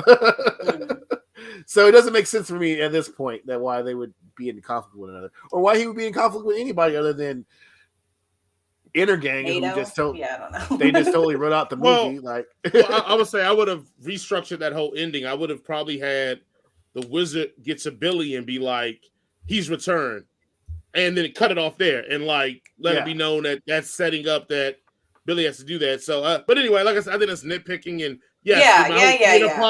my whole theater popped when it happened. Like the whole theater went insane. Mine did too. Yeah, it was great. Also, everybody else was quiet through the whole entire movie until this one part. Oh, here he go. But also, how does Amanda Waller have this much power? Like Suicide Squad, Justice League, and now the Justice Society. She's just running all these organizations. She's a little OP right now. I don't know what's happening. Right. Her job is to not be friends with these people. right. What happens if Superman rips open the White House? And what's the president like? We got to get a Suicide Squad for that. And it's this is the thing you need a Suicide Squad for. Yeah, stop Black Adam. Why didn't you use those literally guys? Why didn't you use your superpowered guy friends to do all the other stuff that y'all are supposed to be doing? Why are you using a guy that shoots good? Right. You knew Hawkman the whole entire time, and y'all didn't call him once. Right. You knew Dr. Fate. Which, all right, as a comic fan, Dr. Fate should have worked Black Adam. He should have there would have been no contest. Dr. Fate is a lord of order. He is practically a god. He's old. He's always old. He was old in his bones. He was tired. He knew that the team could handle it. Yeah, he trusted his team to carry the load. He's like, you know what? I'm done. These two fucking morons can't do shit. I know you got your back. I know you just gonna keep fighting. You're not gonna talk to this dude. So I'm just gonna leave. I was a James Bond once. Yes. I was a James Bond once. I am interested to see if we ever do get the Black Adam and Superman matchup, because in this universe, as far as we know, Superman doesn't realize that magic is a weakness of his yet. Yeah. So I would love to see that moment when he realizes, oh shit, this ain't just a battle of strength. Like, this dude can fuck me up. Right. So I am interested to see how that plays out as well. But look, again, I mean, I'm here for the movie, man. I'm here to get a sequel. Yeah. I mean, I can't say anything. I mean, if you did Batman v Superman, you might as well do Black Adam v Superman or Black Adam v Shazam, Little Kids of Justice or whatever. Like, we just might as well not even have any actual villains in movies anymore. They just have heroes fight each other, and we'll just call it a day.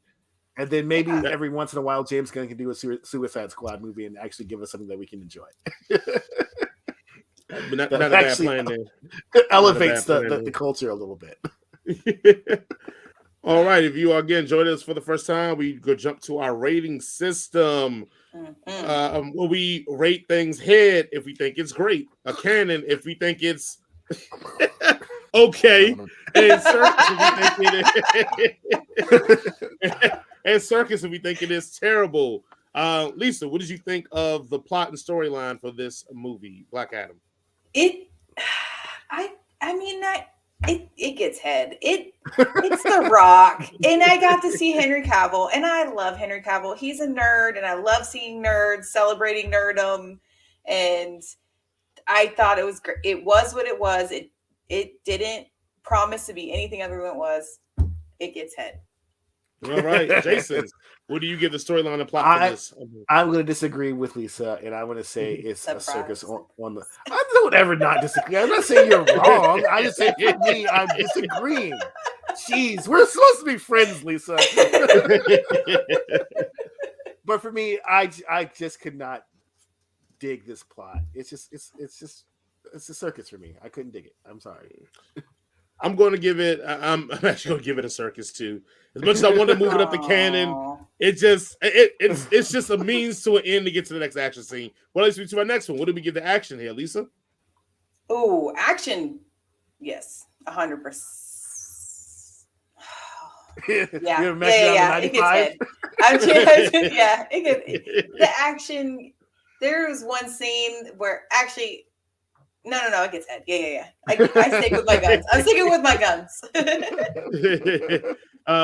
Jason. I'm going to give it a head, too. I loved Hawkman in this. I love that he was a brother. I love that he was just always getting his ass beat. But he was still he was still coming with the heat. He was still getting up and like, I'm fucking, we're gonna fight. And when Dr. Fate told him he was gonna die, he's like, okay, that's cool. That's what he's about that life. So every time he picked up that hammer and was fighting, and when I was keep calling him Shazam, but he's not Shazam. When Black Adam was melting fucking dudes, I was like, I'm having fun. Yes. Yeah, for sure. I'm gonna definitely give it a head on that one. The action here was awesome. Next, what do you think about the acting? Lisa, what do you give the acting in this movie?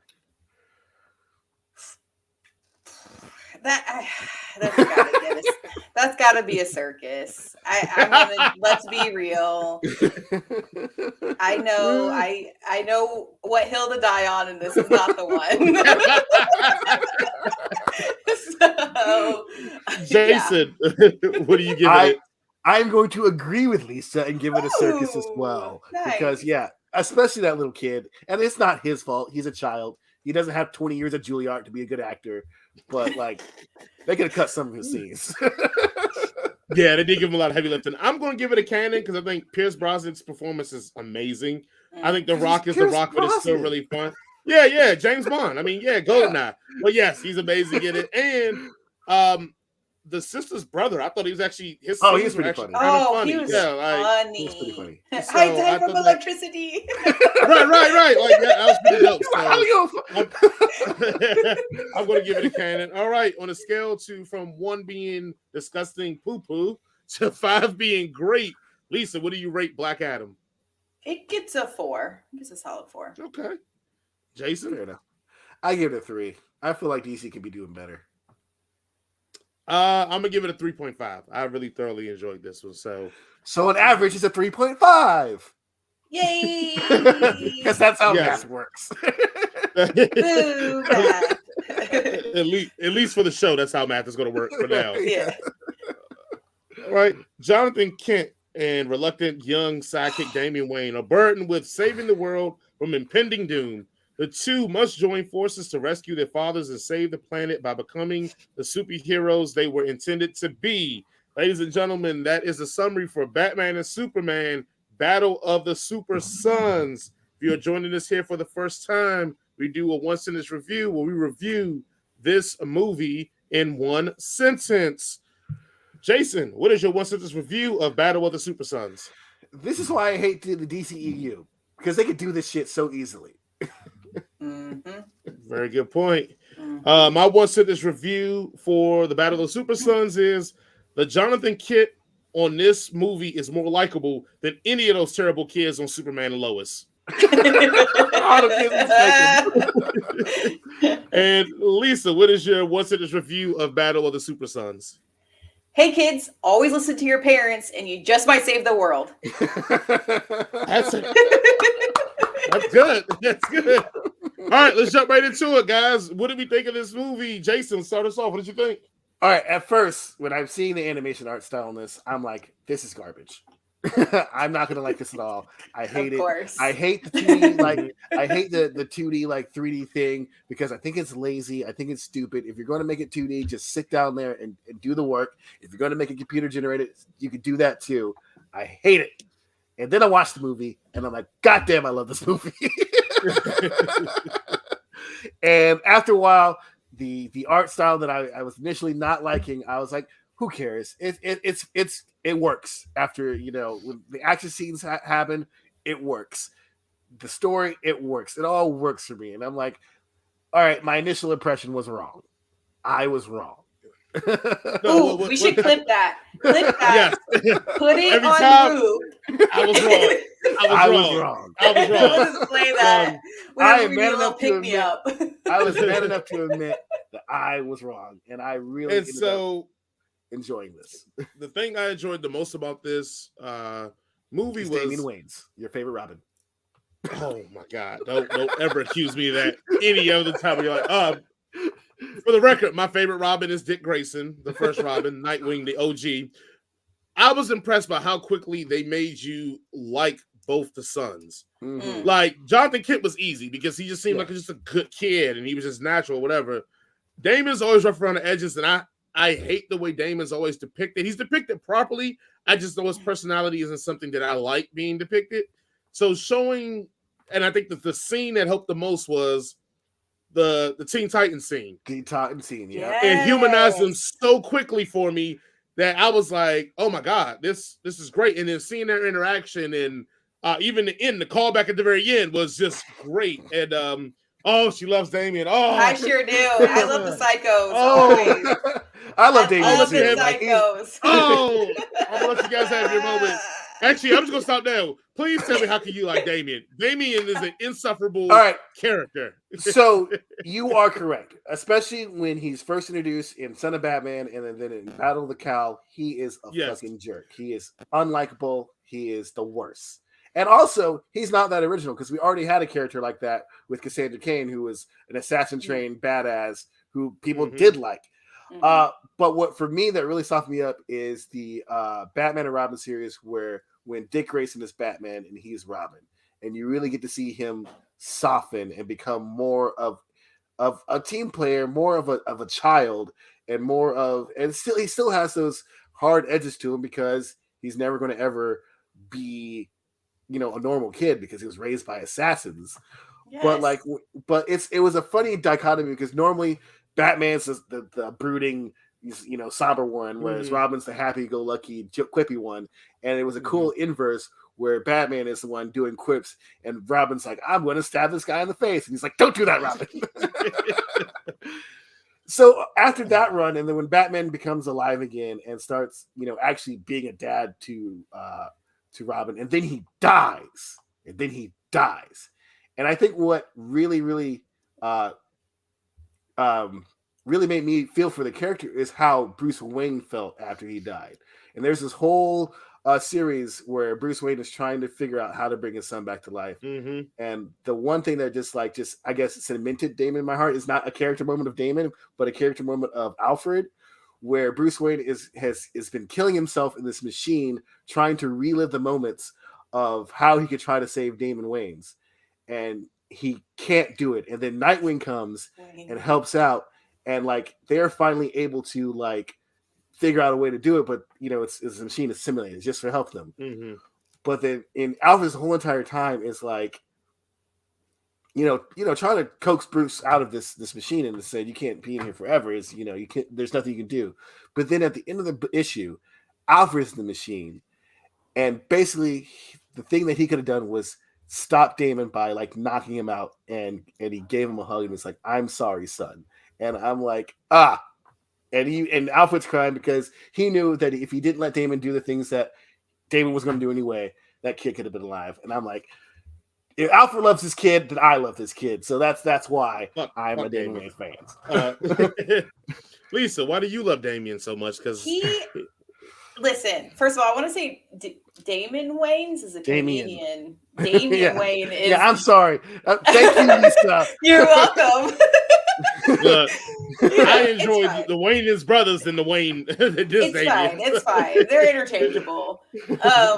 No, he's, you know, he's the most realistic character to me because he was raised by the legal you know, by like you said, assassins, psychopaths, all that stuff, and freaking Bruce Wayne is his dad, and we all know Bruce Wayne is a piece of shit. Batman's cool as F, but like, yeah, like come on now. So I just feel like he's the most realistic. That is what I feel like. If it was real life, that's what you would get, is a little psychopath, and you would get an arrogant prick. Yeah, and he's awesome, and his grandpa is freaking, I never say his name right, Raj Al Ghul, yeah, and his mom is Talia, and his dad is fucking Batman. So like they should never retcon that. Like he's amazing. Like he makes the most sense. He's the most realistic Robin. He's the most realistic son of Batman. And there's something redeemable, I feel like, about someone who is that psycho, but still will go in and help Raven. It's choosing to do the right thing. Yeah, like literally, he has to choose the right thing. It's not innate. So I think anytime you have a character going against their nature, it always makes for a better story, character arc. And like I said, when he went to help Raven fight her dad, forget it. Mm-hmm. Beautiful. I stand him all day long. So, right. You know, for reasons for me to kind of like Damian, Lisa's explanation is a little better for me than Jason. Jason's explanation was all the other characters that are cool help make him cooler. Hers were like, hey, he has a moral quandary about how he has to choose to live his life. That resonates with me more than like, hey, Dick Grayson was cool and he made Damian cool, and then Alfred made him cool. Yeah, he's cool by association. He wouldn't be cool if he was Superman's kid, all right? I don't know. But back to this movie. I did love. I thought it was just so hilarious whenever John first found out about Superman's power, that his dad was Superman. In the first thing, he's like, "Do you know Batman?" Like, I laughed so hard. And just like also, how this little kid finds out his dad is Superman, and all he wants to know is about Batman. Also, like, the genuine reaction is real, because again, when I talked about the Superman and Lois thing, those kids act like jerks when they found out that he was Superman. I'm like, you found out your dad's Superman. You're excited. You're like, are you kidding me? Are you serious? Yeah. Like, all those times you missed my baseball games, I'm fine now. I don't need to talk to my parents about it. Yeah. I know you're out there saving the lives. I'm cool. Yeah. Also, I would have to, and this is the shonen anime guy in me. The power scaling for Jonathan Kent is insane in this movie. He went from like being able to do nothing to laser eyes to getting black eyes from getting punched by a kid, to like getting socked by Batman and being like, "Oh, I'm fine, I'll get back up." Yeah. To like picking up a tree and knocking a guy out of the universe. Like, his power scaling was insane. He went to Super Saiyan real quick. Right. Yeah. He just needed a little nudge, and at the end, he still couldn't fly. But still, I was like, that's the only thing I had an issue with, is that his power scaling was, and I thought in this movie, and it's because I'm thinking, Damon's been doing this for a while. He gets it. He knows how this works. that the Superboy's thing would be he would find some relatively like good advice, which they kind of try to put in there from his parents or something from being raised on the farm, but coming to help and play, which it kind of did to a degree, but at the end it really didn't. It just been like, hey, we just need you to be strong and have heat vision. That's all you really need to be able to do. Superman at this point. Right.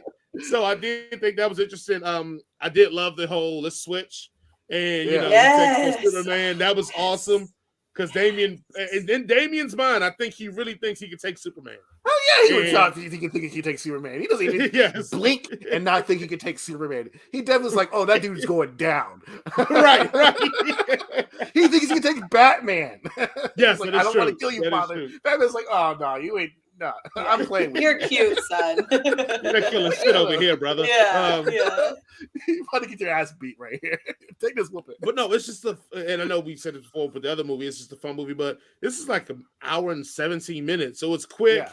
It's to the point, and it's dope. And I will admit, like that part with Lois Lane was creepy as hell in the school. Yes. Like that was creepy as fuck. Even though we knew what was going on, it still was creepy. And it's so fun. It's like that. And Damien gets it from the, that's not your mom. And he's like, oh, no, that's him. Yeah, of course that's my mom. And he's like, no, ask your mom anything. And he's like, oh, yeah, that's not my mom. Yeah. You play video games and have ice cream. Yeah.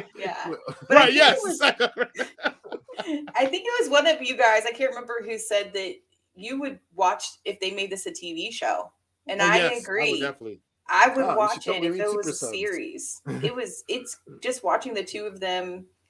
And I think just like, the part where Damien pushes John off of the, to see if he can fly. And Batman is like, I keep telling him not to do that.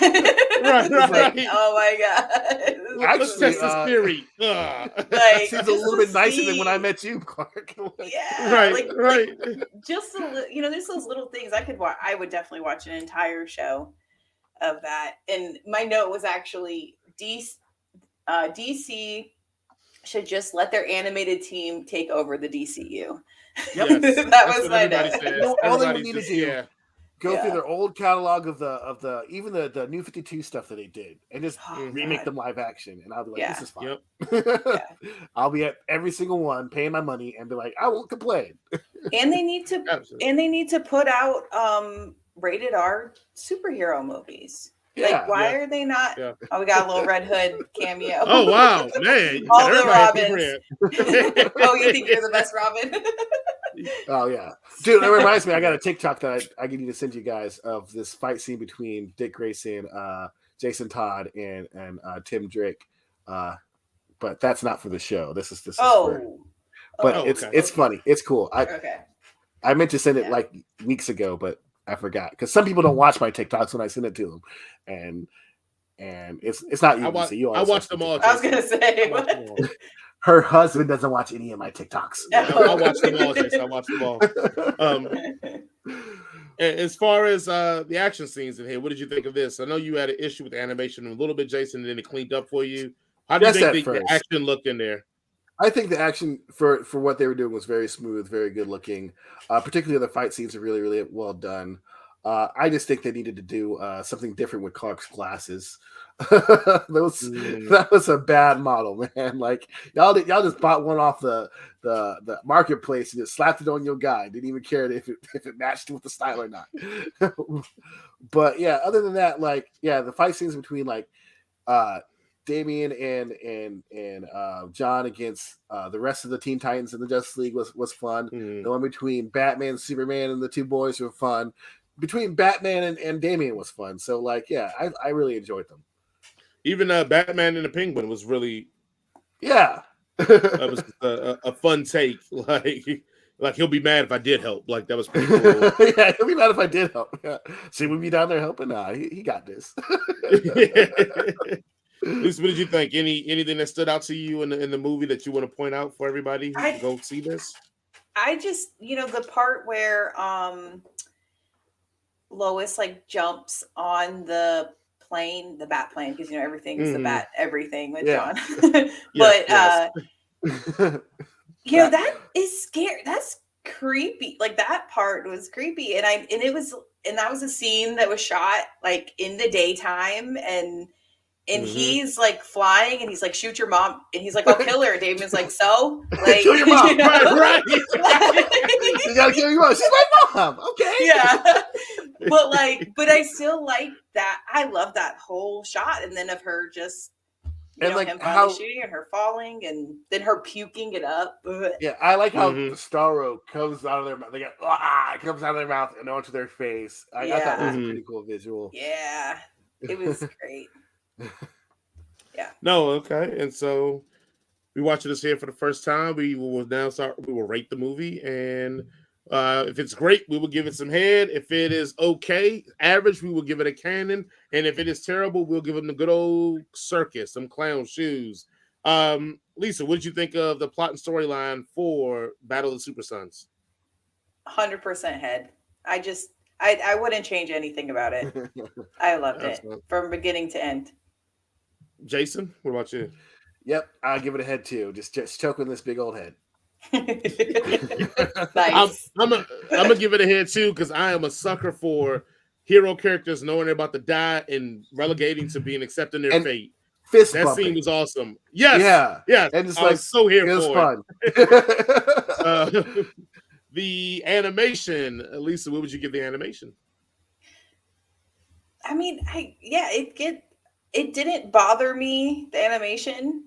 And I loved how, do you remember I think it might have been the beginning where they were doing like the dot animation. So it looked like the original opening credits. The opening credits. Beautiful. I love that. Mm-hmm. So it gets head.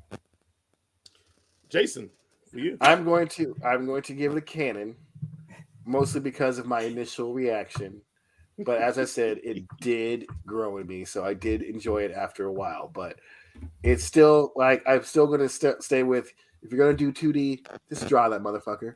And if you're not, don't. It's fine. That's all it is. All right. That's all it is.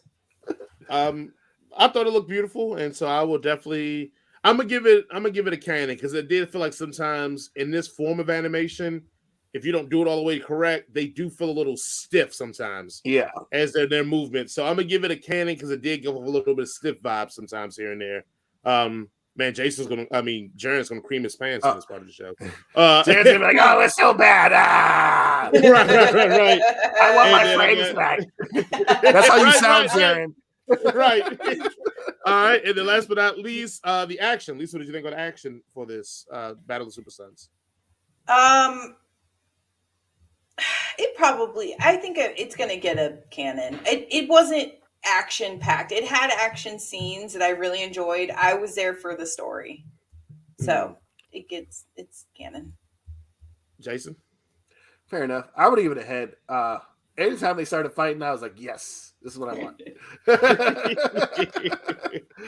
Yeah, Damien and his sword. I'm with Lisa, man. I'm gonna give it a cannon on this one. I thought it was really good, but nothing stood out to me spectacularly.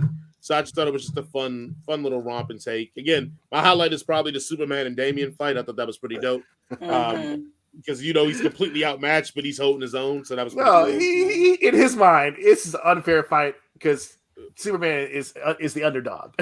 That's true. That is very true. He doesn't care if he dies, and there's always something scary about people who don't care if they die. That is a very good point. That's a very good point. All right, for the scale from 1 to 5, 1 being total straight garbage and 5 being great, Lisa, what do you rank Battle of the Super Sons? It's 5 out of 5. Hey, yeah, Jason. 5 out of 5. Might as well. Man, we have a round table. Finally, first agreement. I'm going 5 out of 5 too. Battle of the Super Sons.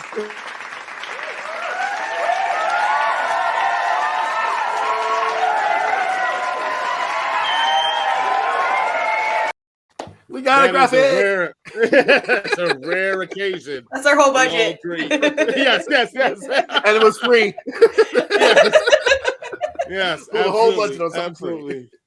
All right, I'm gonna keep it real. I'm starting to yawn, and Jason knows what time it is, but I'm starting to yawn. My back hurt. We will save Hot D for next week, because I don't think we have a big schedule next week anyway. So I think next week will be the perfect time to discuss all that Hot D, House of the Dragon coming for you. You think next season they'll change the name to Dance of the Dragon? Oh, Or the Dragon? Maybe they're I probably got so many things. Yeah. That'd So be many things to say about that maybe show. Eamon and David need a kiss already. That's what Listen, he's like a teenager. he's like 20, and it's No, Eamon. okay. Either way, Who's the eye patch? that's Eamon. That's what I'm talking Yeah, about. he's Yeah, it's 16. Eamon. He's 16. Either way, Damon was touching his 14-year-old niece. Who cares at this point? All right, it's all gross. It's all And we know, gross. It's all. and we know gross. Eamon. We know Eamon was fucking because Eamon was like, Yeah. at the brothel. That's where he's got whatever. murder babies. Like Yeah, it's all gross. murder babies. It's all gross. Like, okay, let them kiss. At this point, all of our morals are out the window for watching this show. That is true. But, so, ladies and gentlemen, this is the part of the show that everybody enjoys. It is the end of the show. We will bring you, we'll bring you the Hot D next week. But please remember to like, share, subscribe everywhere. Headcanon Circus. We just recently have a TikTok up, correct? Is that correct, Jason? Yep. Yes. And what is that? Headcanon Circus as well, or Headcanon Circus as well. Yep. all Headcanon right? Circus at TikTok. We do have a Twitter up now at Canon Circus. at Even though Canon it's- Circus, Yeah. and Twitch. We're gonna get a soon Twitch to come. soon. And a But website we soon. do. Yes. We're gonna have all the things. Lisa has motivated us to no longer be slackers, Jason, and now we're going to do show and prove and actually, do things we should have done early on. So we're going to have all that stuff up and running. Again, I want to thank our guest, Ron Dawson. If you guys did not check out the Ron Dawson segment, please look at it because it's probably already posted by now. Check that out. It was a very good, fun interview. Jason was asking those hard-hitting questions, and all I wanted to do was talk about heads, cannons, and circuses. So it was a very good interview.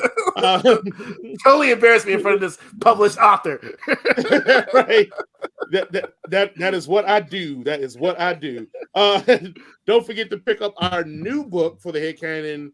For the Headcanon Book Club, The Taking of Jake Livingston by Ryan Douglas. Go ahead and pick up a copy of that. That should be enjoyable. And next week we'll have a date when we're going to review it. And we are trying to reach out to Mr. Douglas and see if he will join us on the show as well. 2 for 2. Other than that, Lisa, do you have any final closing words? This just ended on my text message. Shout out to the DCU announcement that Green Lantern has officially switched to Jon Stewart, who we all know is the best Green Lantern. So by far. Is it? I don't know. So then it says "Go Blurred." So that was a nice little update from my IT guy, James. That is awesome. Yeah.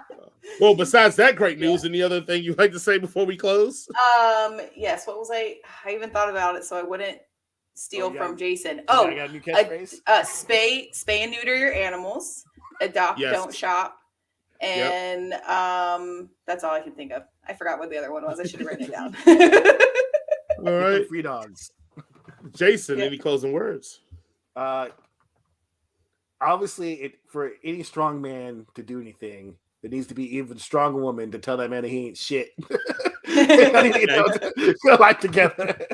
Thank you, Lisa, for joining the show. But also, be kind, be considerate, and tip your servers and bartenders at least 20%, if not more, if you can afford it. And fuck you, Jaron. I can't remember why I was supposed to say fuck you to Jaron, but yeah, fuck you, Jaron. Well, as always, guys, thank you for joining us this week. We will see you all next week, and tell them that the man in black sent you. Peace. Ooh, that's a good one.